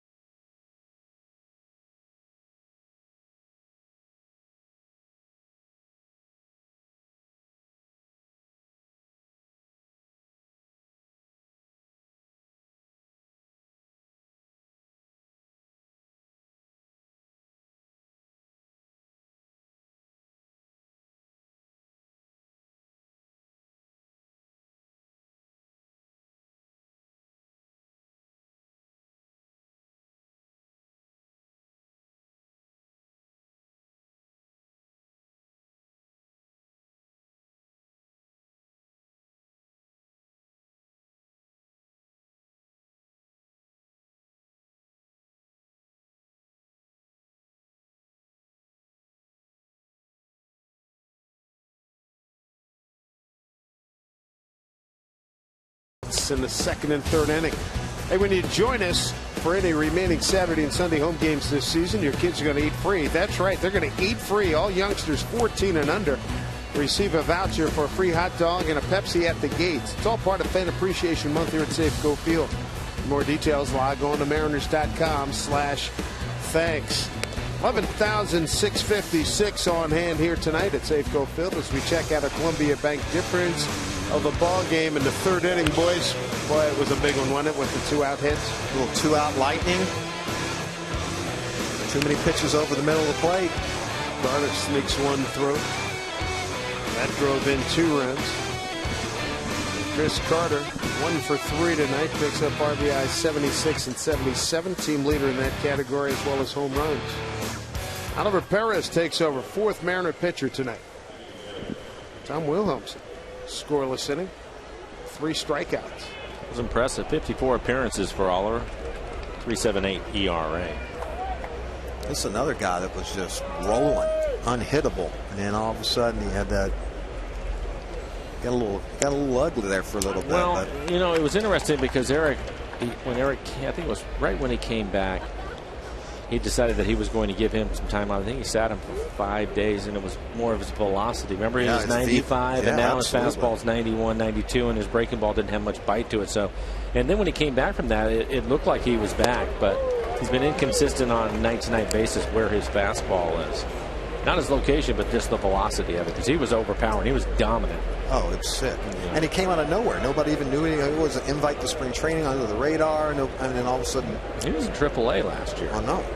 What about that? And I think we were in Arizona when he showed up, and he was 95, 96. Raised a lot of eyebrows. Yeah. Blows it by Seager. Oh, it's hit well by Jimmy Paredes, his first hit tonight.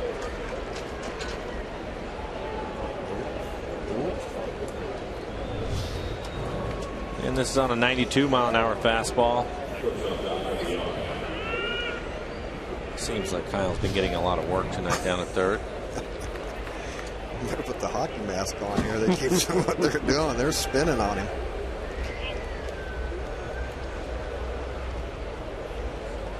Yeah, he's had the bunt. He's had a couple of leanies hit at him.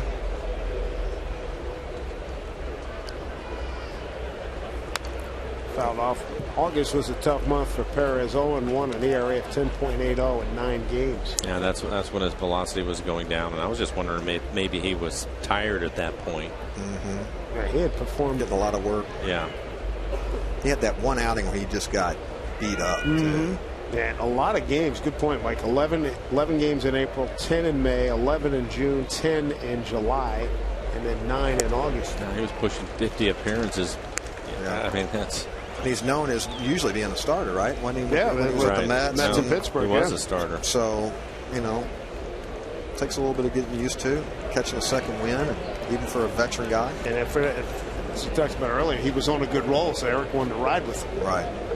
Go with the hot hand, man. 0-2. So go to your play. Strike 3 call. Nasty breaking ball. Knock on wood for him. VR is gone.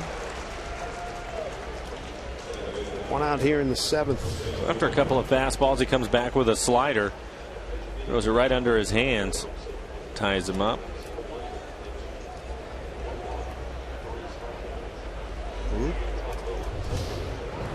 Brings up Jose Altuve. Strikeout and a couple of ground balls. Ground outs down to third.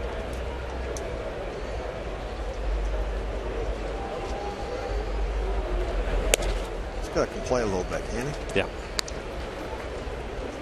35 stolen bases. This goes to show you, man, it's not the size of the person. Big night last evening, going 3 for 6, 3 runs batted in, 3 runs scored, and 3 stolen bases. Pretty good night.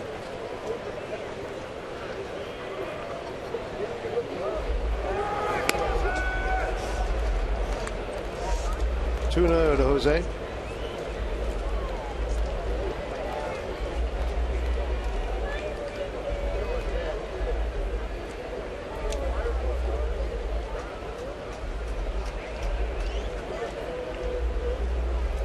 See you guys get an off day at home next time in. Can you believe that? Yeah. Right at the end of the year. Ah, perfect. Backing up Raul. Boy, Ralph. What up, baby? 2 down. And Raul makes the catch. Hey, tomorrow on Root Sports, don't miss another high school football game of the week presented by Papa Murphy's. Tune in to see the Tahoma Bears kick off against the Bethel Braves. The action begins at 7 p.m. Don't miss your favorite local teams in action this season here on Root Sports. 2 outs with Paredes in first. That'll bring up Trevor Crow, who's 0 for 3. Well, since they were asking me if I was commissioner for the day out there, and I pushed hard for 154. Get it back to 154 games. Good luck with that. Yeah, you know. How do you feel about the wild card, the second wild card? I like 2 teams, but I want to go to a 3-game format. So, for whatever reason, somebody does what we did, pulling Randy in out of the bullpen, you don't get shorthanded with your ace. You can just ride the hot hand going in. Gives you a chance to maybe get to one of your starters, one of your big-time front-end starters. And if you go to 154, that would fit in a little bit better. And plus, now you don't have to shorten worry up spring about training and get started a little bit earlier. You could do that too, and then go to a 28 28 team roster in April and then cut it back down to 25 so you guys don't get hurt, and then you shorten it to 154, and then you don't have to worry about the inclement weather going into October. And how about scheduling in April, warm weather cities and cities with bingo with as one manager said with covers like we have here. Here's a dead duck. Let's go to Detroit and Chicago. Nice job by Perez to pick off Jimmy Paredes. We'll stay right here for God Bless America. As Perez with that move totally heading dead to rights, and they run down Paredes. Astros lead it by the count of 5-1. Coming away next, God Bless America. Of God Bless America, please welcome back Keith Taylor. God bless America, land that I love. Stand beside her and guide her through the night with the light from above. From the mountains to the prairies to the oceans white with foam. God bless America, my home, sweet home. God bless America, my home, sweet home.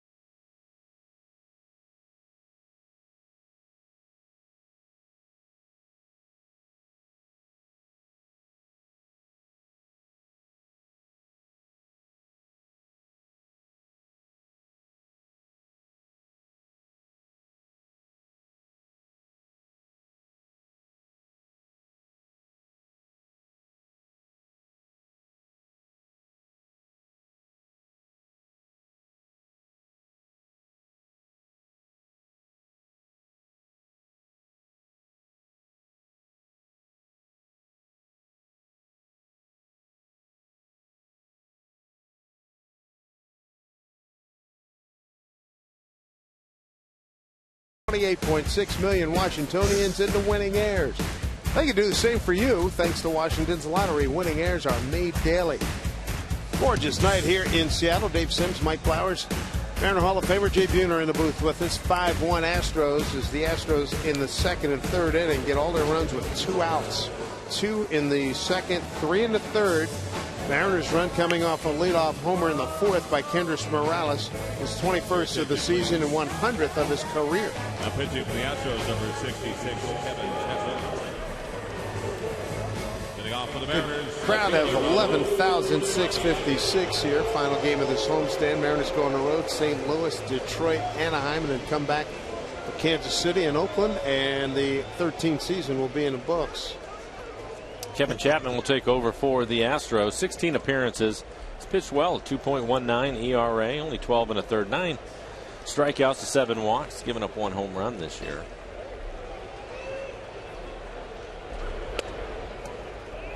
First hitter's Justin Smoke. He's 0 for 2. Make that Raul Ibanez, beg your pardon, with Smoke on deck.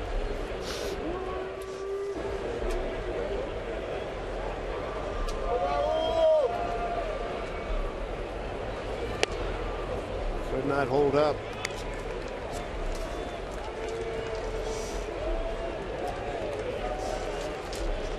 Third out of that last inning. They're scoring at home 1-3, 4-1.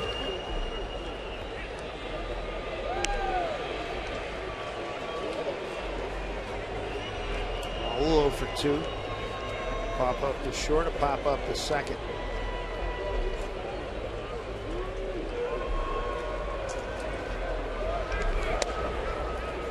Chapman out of Coral Springs, Florida, lives in Margate, Florida. 25 years old. Team from Kansas City, March of 2012.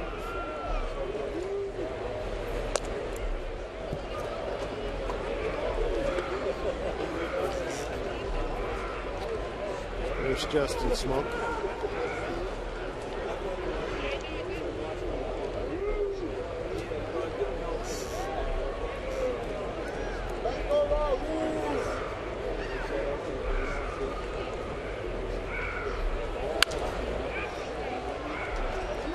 Raul continues the battle.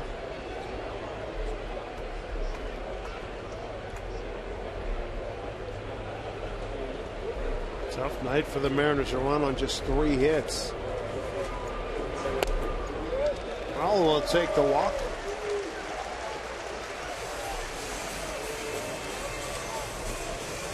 And for Brad Peacock, 6 innings, 3 hits, just 3 hits tonight. Gave up 1 run. It was a solo home run by Morales. A walk, 4 strikeouts, 105 pitches, 71 of those for strikes, and did it primarily with the good fastball tonight. We heard a lot about his curveball, how much that has improved, but he was locating his fastball going right at the Mariners. There's a curveball. I think overall he pitched well. Pitched ahead in the count, and then he started throwing the changeup. Yeah, just when you think you're getting into his routine, he goes and pulls the string on you. Well, this is how it gets started right here. Lead off walk. How many times you see it, always comes back to nip you. Smoke batting right-handed, first time tonight. This is ball 1. Still looking for the elusive first home run. Swinging right-handed. No homers and 4 RBI. .180 hitter right-handed. 279 left-handed entering tonight.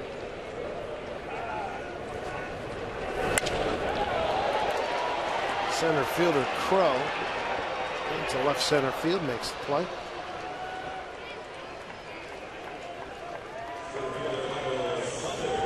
We got Michael Saunders. He's got a walk and a fly to center.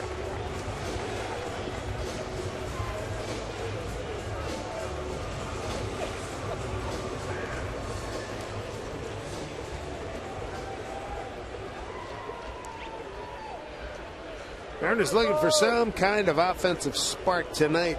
So far, just a home run by Morales, trying to avoid being swept here by the Astros. Lost 3. The last 3 games here at home against Houston. This one popped up. Left fielder Kevin on Carter. 2 outs.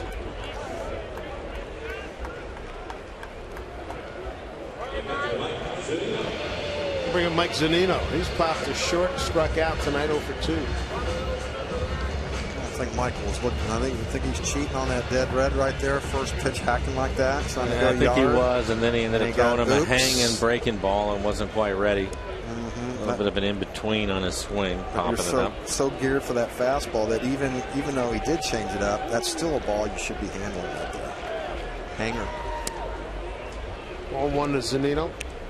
I was expecting big things out of Michael this year, and then he got a couple shoulder deals, run into the wall. He ended up getting it from spring training when he breaking camp. He was off to a pretty good start, and then when he ran into the wall, it just never was able to get it going again.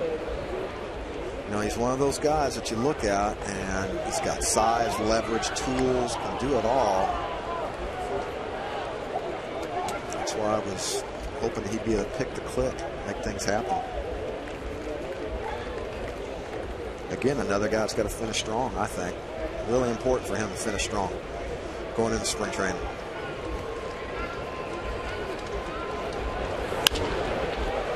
Fly ball left center field. No problem for Carter. Quiet inning for the Mariners. Leadoff walk to Ibanez and then 3 pops. 8th inning coming up, 5-1 Astros.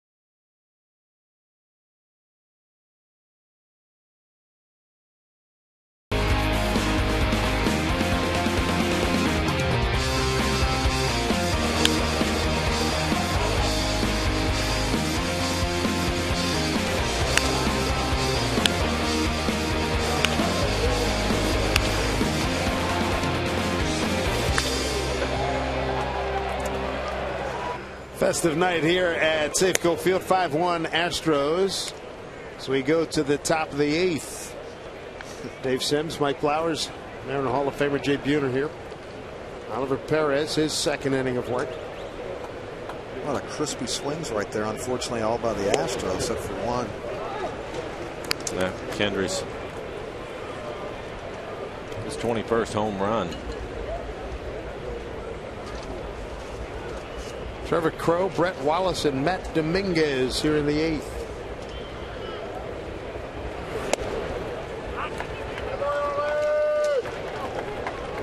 0-2 strikes. Couple of ground outs and a strikeout tonight for Crowe, center fielder. He's patrolled it out there pretty well. Man, he made a heck of a play, didn't he? He did. Oh, that's. He swung. He swung. And it hit him. And it hit him, and Calling he's him down. Mark Carlson calling him out. I think he thinks he's going to say he tried to foul it, but I don't think he had a piece of it. It looked like he hit him in the knee. He did foul tip it off his kneecap. With his kneecap, I should say. And this is where he shouldn't be up there arguing. Being a.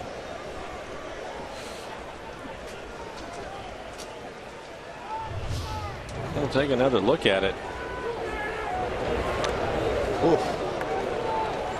I don't know. It sounded like it hit his bat, actually. He might have a good beef.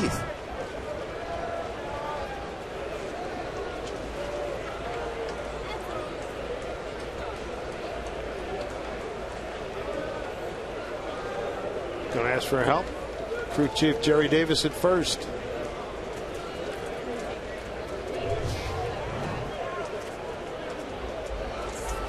It's hard to tell, but it sounded like he maybe had a piece of it.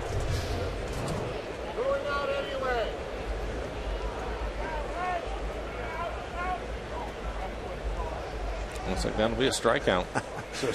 They're like save it. 5-1, 8th inning, beat it. That was short and sweet, wasn't it? Get out of here. Strikeout for Perez, his second. They're like, save it, rookie. You just got embarrassed. We'll bring up Brett Wallace. You know Brandon what? Barnes is going to pinch hit for him. That's when, sorry, Mike, that's when you're so embarrassed that the only way you're arguing is if you did foul tip it. So I think that's why I'm thinking maybe he did. Yeah. I mean, otherwise you want to get out of there as quick as you can on something like that.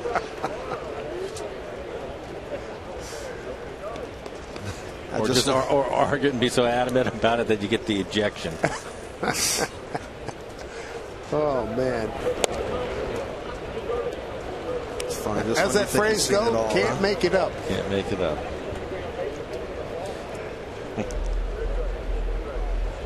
We used to see that with Randy all the time. Oh, gosh, yeah. Mr. Snappy. There's so many right-hand hitters in your head. It was like you were talking about it earlier, which having to cheat to get to his fastball, and then he would break that thing off on you. I don't know how many guys he would hit in the back foot. And on a swing. Yeah, on a swing. Hopping around. And what I used to love, too, man, is he hated walks. So anytime you get a guy 3-0. He would get away from him. He would just absolutely ribcage somebody and kind of look down like, oh, and then after a while the league started to catch on a little bit. But Randy being Randy, he's like, hey, I'm standing right here. Come on, get you some. Oh, almost Look did it at that. again. I like it. So Barnes is a strikeout victim. Trying to hit the butterfly right now. So strikeout 2-3, 2 down here in the 8th. We take a look at the Mariner calendar brought to you by Sleep Country USA. Travel day tomorrow. Go to St. Louis, Detroit, and Anaheim, and then we'll be into week last the 2013 season. A good Kansas City ball club in the A's trying to win a division for back-to-back years. That's going to be interesting. That could come down to those 2 games. That race with them in Houston, sure. I mean, Houston, Texas. Yeah. 4 in Detroit. 4 nights of Mr. Cabrera. Oakland, by the way, 18-3 over Minnesota tonight. A little Cabrera, he looks like he's been a little been a little banged up here. He has. The last couple of weeks. Had a pulled stomach muscle for a few days. That's from screaming at the umpire when he got kicked out. Wasn't that something? At some point, though, come on. I mean, they're veteran guys. Give them a little benefit of the doubt. That didn't take long. 2-0 to Matt Dominguez. Hit the right field, backing up Goody. It's deep. It's on the track. He's there, makes the catch. Nice play, Good. The 1-2-3 inning. Perez picks up a couple of strikeouts. Mariners will have Ackley, Miller, and Goody coming to bat.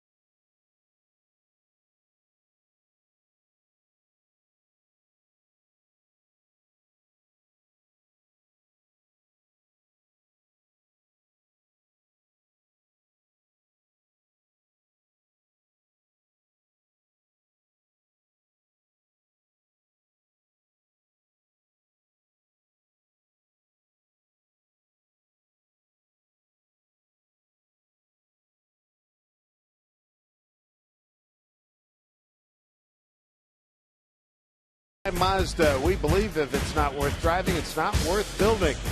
By Sterling Bank, nobody works harder for you. Equal housing lender, member FDIC. By Jack in the Box, go big at participating Jack in the Box with Jack's really big chicken sandwich combos for only $3.99 plus tax. Beautiful night. Good look at the big wheel. 5-1 Astros, and hey, you want to feel the heat of a Felix fastball, then pull up the seat in the King Bank Diamond Club. It's located directly behind home plate. Enjoy all-inclusive food and a full bar, plus receive first-rate service right from your seat. For more info, go to mariners.com/premium. Justin Ackley to lead it off. Yeah, the Diamond Club will spoil you, man. So we've heard. Not a bad place to have to watch a game.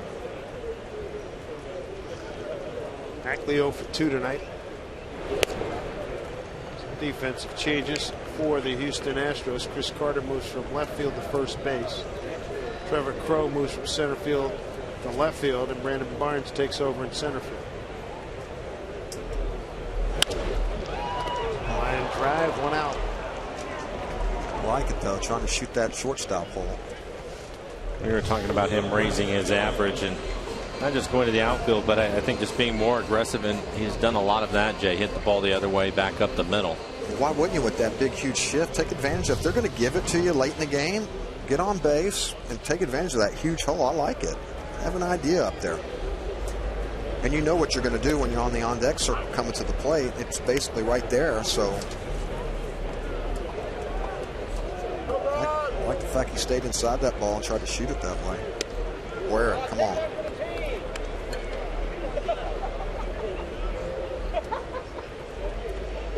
Kevin Chapman on a relief for Brad Peacock, the starter who went 6 innings, 3 hits, 1 run. It was the home run by Morales leading off the 4th. 1 walk and 4 strikeouts.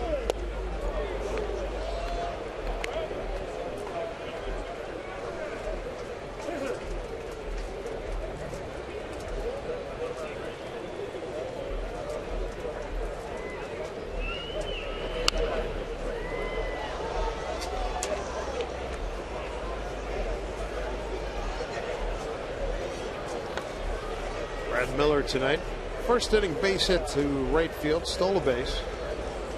Ground out to second and a comebacker to the pitcher. 2 balls, 2 strikes. Hector Noesi warming up. Breaking ball hit for a base hit. That's a piece of hitting right there, Michael. Yeah, finally stayed on the breaking ball. Saw a bunch of them, and looked like Chapman wasted that fastball, but he was able to stay on the breaking ball. Yeah, there's no doubt that that fastball was nowhere close to the strike zone. Definitely helped set that up. Just wanted to show him the fastball and try to get him out with the breaking ball. Stays on it just long enough. I love that slow-mo. See where it's he great. Almost gets it off the end of the bat, but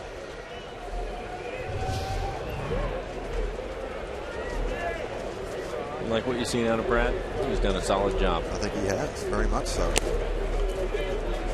Hustles, plays hard, not afraid to get dirty. He's made the plays he needs to make. Yeah. So I think he showed the brass enough that they went and traded away Brendan. So.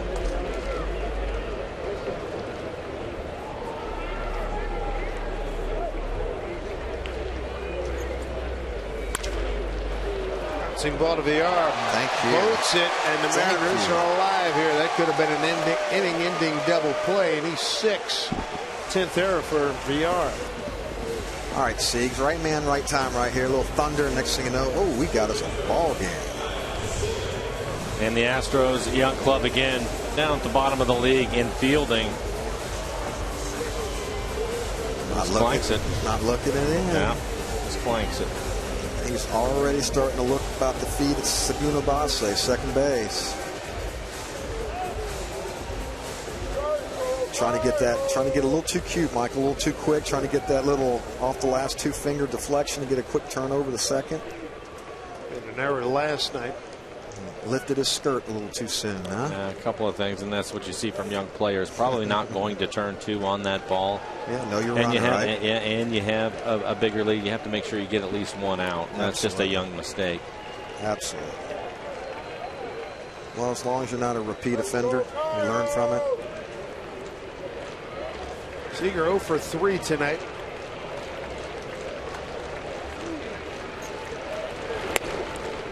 That's what happens in the big leagues, though. Bloop, a blast. Next thing you know, you're back in the ball game. This is as good a time as any. Seager 0 for his last 18.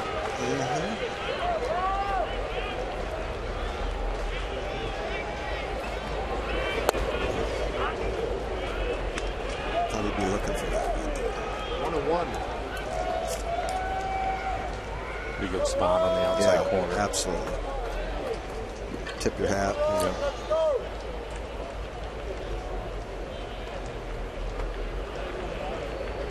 He's right here early in the count. You know what he's looking to do. That's what you're supposed to do. Yeah. Hitting third, even though he's not your prototypical third hitter.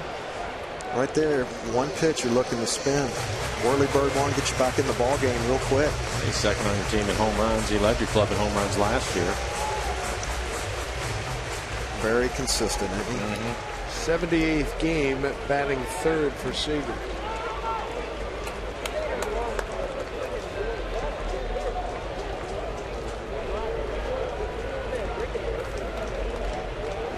All 2 strikes. Ooh, good pitch. Better take. Better take. I like that. I don't know about that. The strike zone, that little. I don't buy into that thing. 2-2. 2-1 here, 1 out. And here to report, it's accurate within 1.5 inches. Whatever. Jake, you were with us here tonight. You think those guys, those umpires, I know they're good, man, but you think they can see 1.5 inches? Morales on deck. He's accounted for the Mariner only run. A leadoff homer in the 4th. The difference that close. Seager's worked the count full here, 3-2. just the breaking ball that he was looking for. The one stays right at the eyes. Yeah.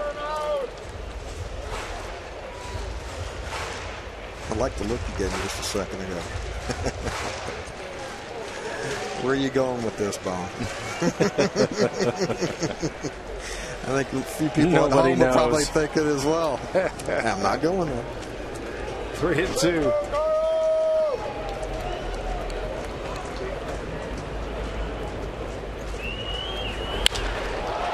Center field, Burns gets under, short of the track. Miller tags, gets the third, 2 outs. Nice play, smart. 2 outs. And runners at the corners. Ride with all your fans on Sound Transit and enjoy freedom from traffic and parking. Plan your next trip. Go to soundtransit.org. Kendrys Morales picked up his 21st home run, 100th of his career, and his 76th RBI. That was back in the 4th. That's the Mariners' only run.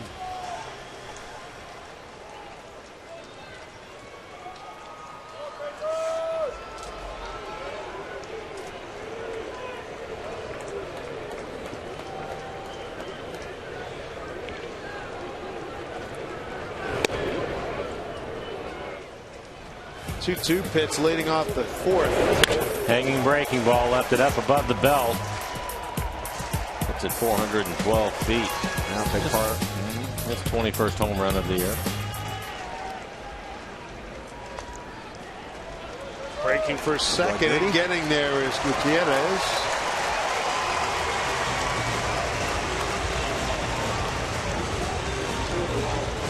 A wild pitch. Right, Morales has got that bat loaded up with pine tar. A little different bat too. Guys, switch hitters sometimes use a different bat. Yeah. Maybe a little bit longer, a little bit lighter. He's going with a little bit more of a two-tone on the right side compared to the solid black on the left side. One might be cupped, one not cupped, so a little end heavy. Some guys like it a little end heavy with on one side more than the other. Alessi on the left, Medina on the right. 2-0 count to Morales, 3-0. Lefty on lefty, huh? Raul Ibanez waiting for his chance. Not pitching around him here. Jason Zide. Bring the time run to the plate. I love it. Bring the time run to the plate and come back to haunt him. Strike one.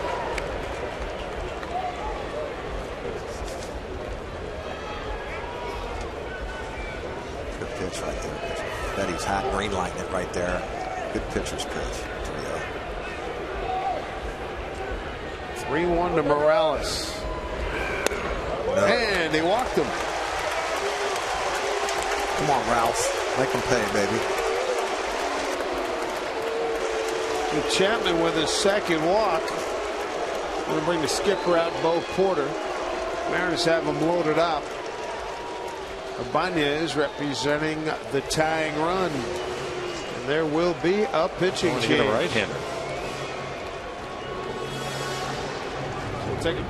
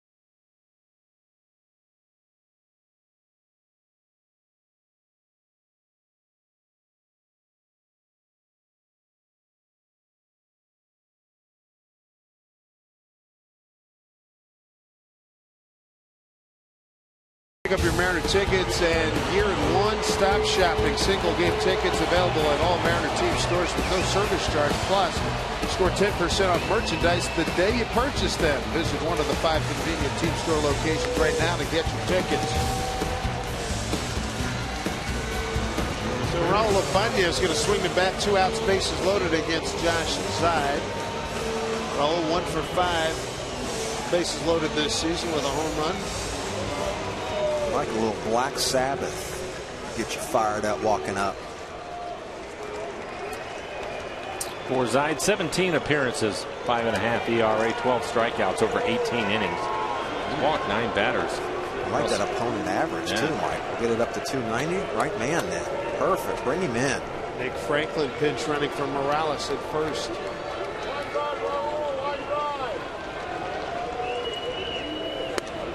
This is interesting. Can we bring in the righty?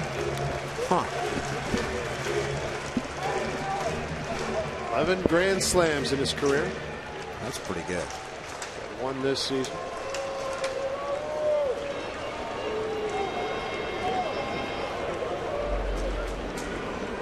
Oh.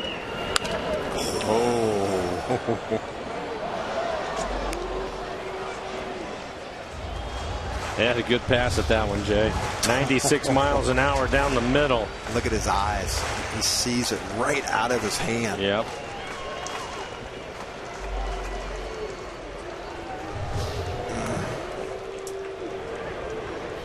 Now he's going to go right back to center and up again. 1-1.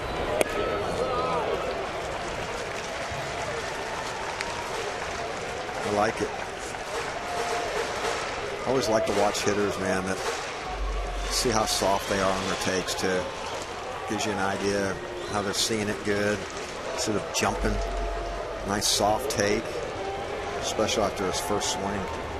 2-1 to Raul. Hopped it up.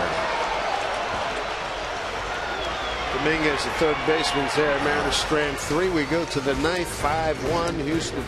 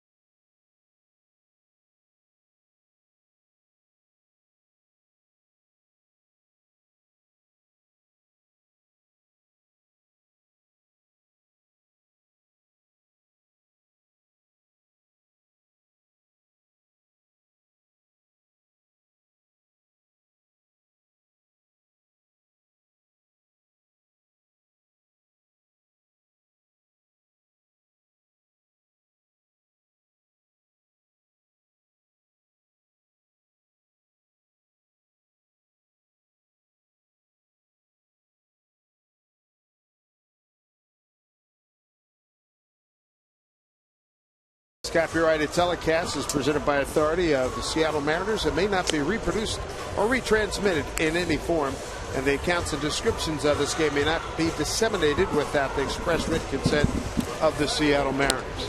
The Mariners had an opportunity in the 8th, left them loaded. Now Hector Noesi takes over here in the 9th. He'll face 6, 7, and 8 in the order. Chris Carter, Mark Krause, and Carlos Corporal. Just 10 appearances on the year for Noesi, a 5.79 ERA. High opponent's average, 350 opponent's average against him. 19 strikeouts, 11 walks.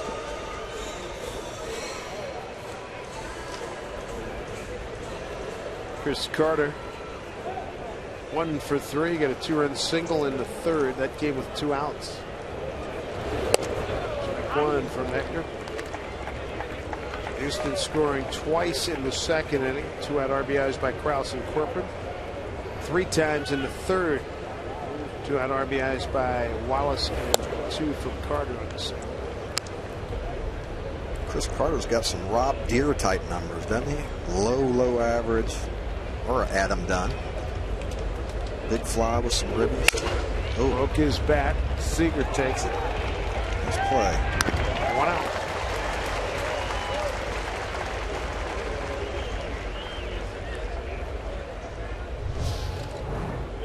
We'll watch Kyle range to his left. It's a nice play. In between, get that little in between short hop.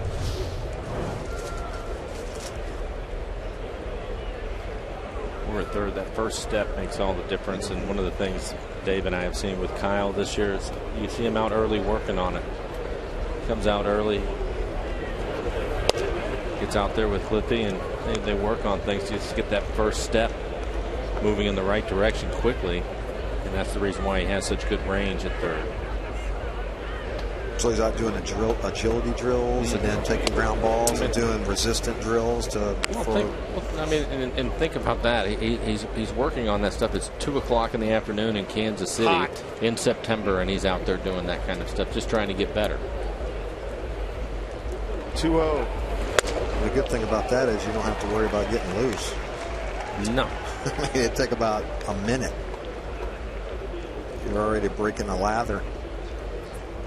Full on sweat, man. I love it, man. I mean, he's an old school grunt, man. A diamond in the rough.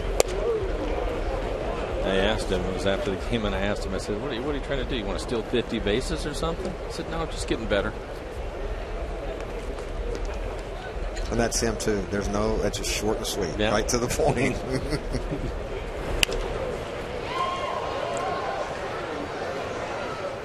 3-2 now to Mark Krause, who's got a RBI double in the second, a ground out, a strikeout looking. That's why I love those D1 players, man, that play at a high end. They're playing good competition day in and day out. You know these kids are repetition, and see pretty much it all. Well tested. Ackley can't get it, base hit.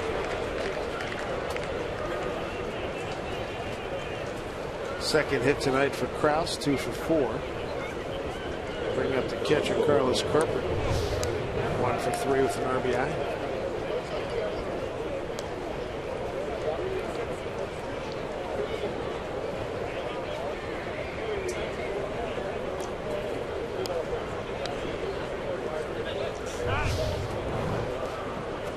Courtesy run. Jake Elmore going to pinch run.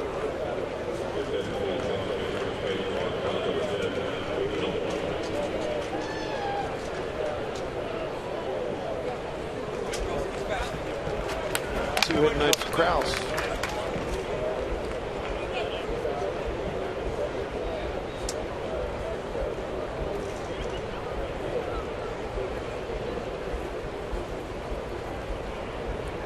Getting up over 200 now on it. Center field backing up Saunders. 2 down.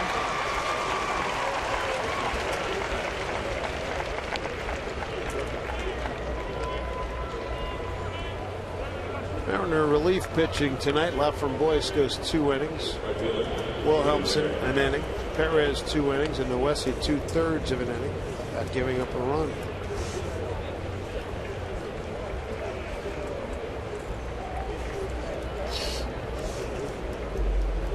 One for 3 night for Jimmy Paredes, right fielder.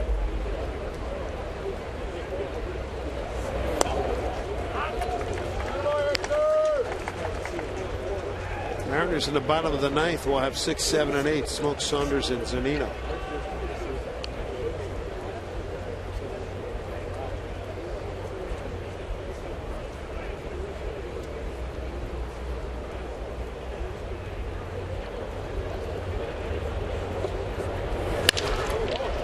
base hit. Elmore will get the third. Back to the top of the order now for Houston and Jonathan Villar.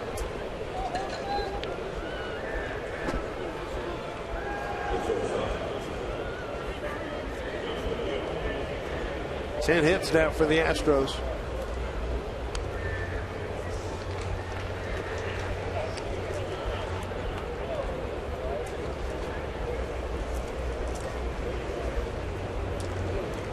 Kyle needs to stay alive here. We've seen VR and he can run. Handle the bat, maybe try to bunt. Good speed with Elmore on at third. Well, he's going to play even with the bag now. Don't have to worry about it. Base hit into the gap. Scoring is Elmore. They're going to get 2 outs before they start getting busy. Unreal. All the runs tonight have been with 2 outs.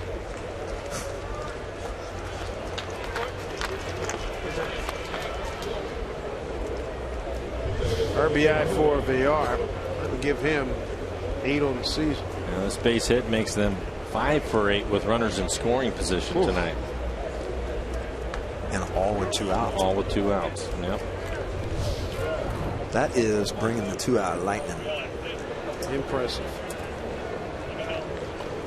Here's Altuve. That was hit number 11.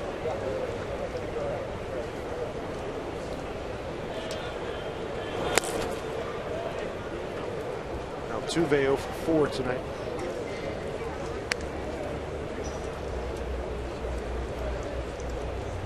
Wesley got 2 outs and now he's given up back-to-back singles, 3 for the inning.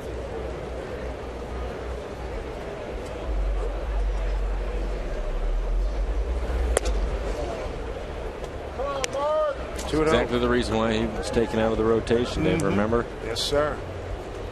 But get ahead, couldn't put anybody away. Guys would get hits or get a couple of quick outs and then end up giving up a few runs.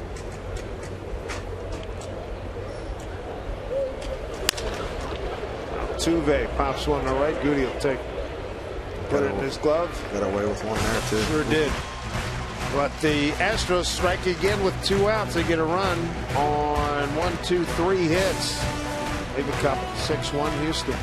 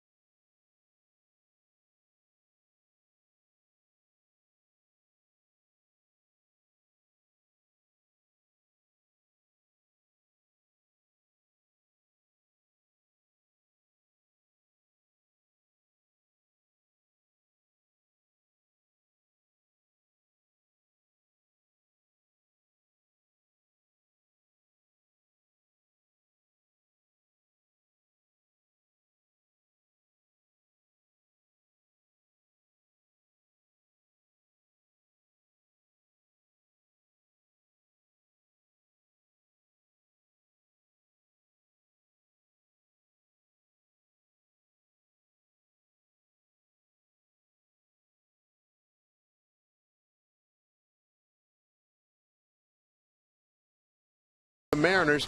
MLB.TV celebrating 11 years. Keep up with the pennant races. Catch the rest of the 2013 season in HD quality. Watch every out-of-market game live on more than 350 mobile and connected devices. Visit MLB.TV today. As always, a pleasure to have Mariner Hall of Famer Jay Buhner in the booth with us tonight. So you can send out some good karma here, pal. Big rally. Somehow, some way, right? Been fun hanging with you guys, man. Good to have you here, always man. enjoy it. One more time? Thanks. I'm going to do one more with you guys, man. Okay, great. Yeah. Something to look forward to. I like that. Thanks, bud. And I know what you mean. Get your shine on. Please, get your shine on. Justin Smoke, Michael Saunders, Mike Zunino, 6, 7, and 8. Big Smokey's 0 for 3 tonight. The pitchers Josh Zeid came on to get the final out of the 8th inning.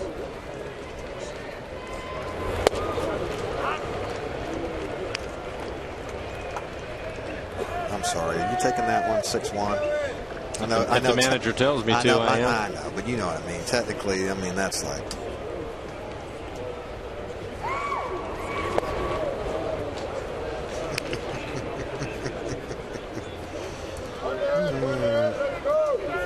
I hear you, man. I know exactly what you're thinking. Take that to swing at that. 6, 11, and 1 for Houston. 1, 4, and 1 for the Mariners. Lone run tonight. Leadoff homer in the 4th by Kendrys Morales.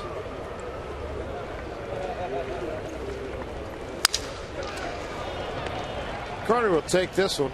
1 out.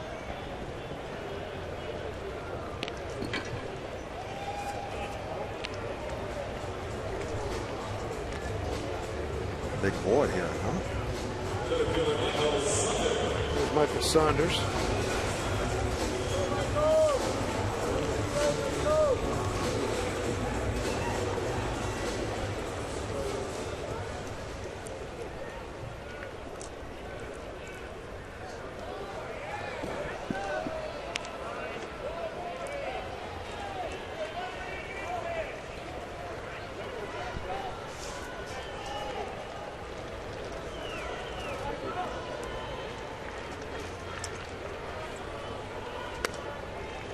Ball 1.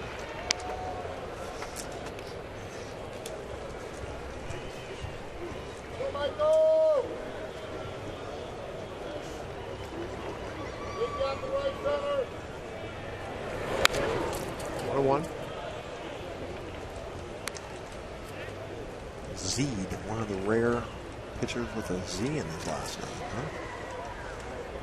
Just thought I'd throw that out there. Thanks, Jay. Yeah. Pretty good chance you're right. A little dead air time to create conversation here. Why don't you come up with another one then? 1 and 2. He just missed that one. How's that? Clint Zavaris. Very nice. Remember Clint? I do. His dad, quick story, his dad saved my bacon. I was doing about a little less than 100 going through Denver, driving back and got a ticket. And luckily I knew that Clint told me his dad was a captain on the police force. Really? I never knew that. Yep, and paid the name drop right there, Michael. Hey, do what you got to do. So I do remember Clint Zavaris very well. How about the Houston Astros? 25 runs on 36 hits in these 3 games. Funny how teams can have your number, isn't it? Sometimes you can wake up the dead sometimes for whatever reason. And you got swept on there. What? It's been back and forth this year, and that's why the record is what it is. What were they, 10-8 coming into this one? The Mariners 10-8. 10-8. 3 and now it's going to be 3 and 6 here at Safeco Field. Pop up. It does not come back to Dominguez, and Zunino in an 0-2 hole.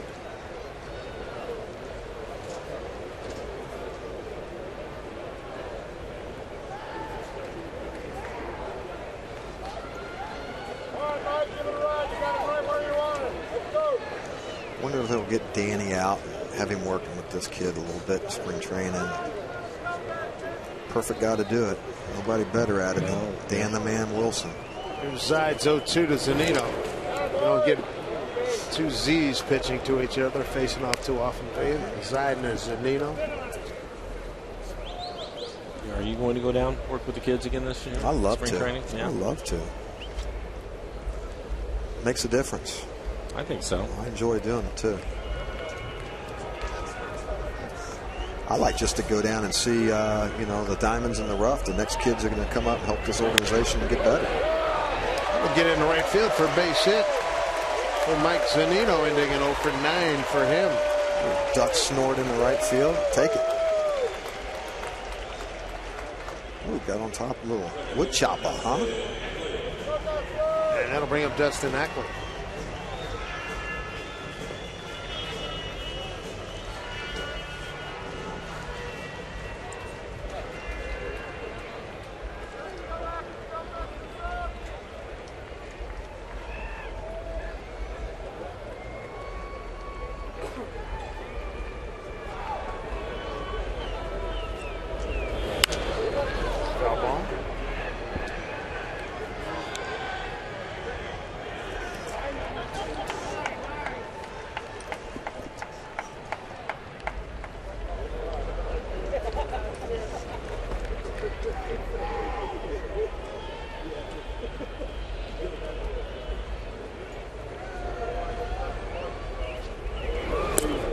Miss.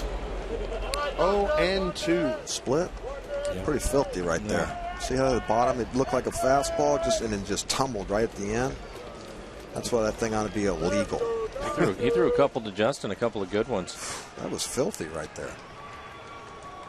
0-2. There's another one. Ground ball to Carter, and just put a wrap on it. Thanks for coming, huh? 3-1 is your official score on that one, and the ball game is over. 6-1 win by Houston. Mariners get swept by Houston. Get outscored 25-7. They've lost their last 4 games here at home to Houston. Finish the homestand 2-4. This is not the way you wanted to finish your homestand, especially going out on a tough road trip, St. Louis and Detroit. So they better figure out a way to score some runs because it's been difficult, especially in this series against Houston. Jay Buhner, thanks for joining us, pal. Good to see you. See you guys next homestand. Look forward to it, Jay. All right, Mariners postgame will begin after this timeout.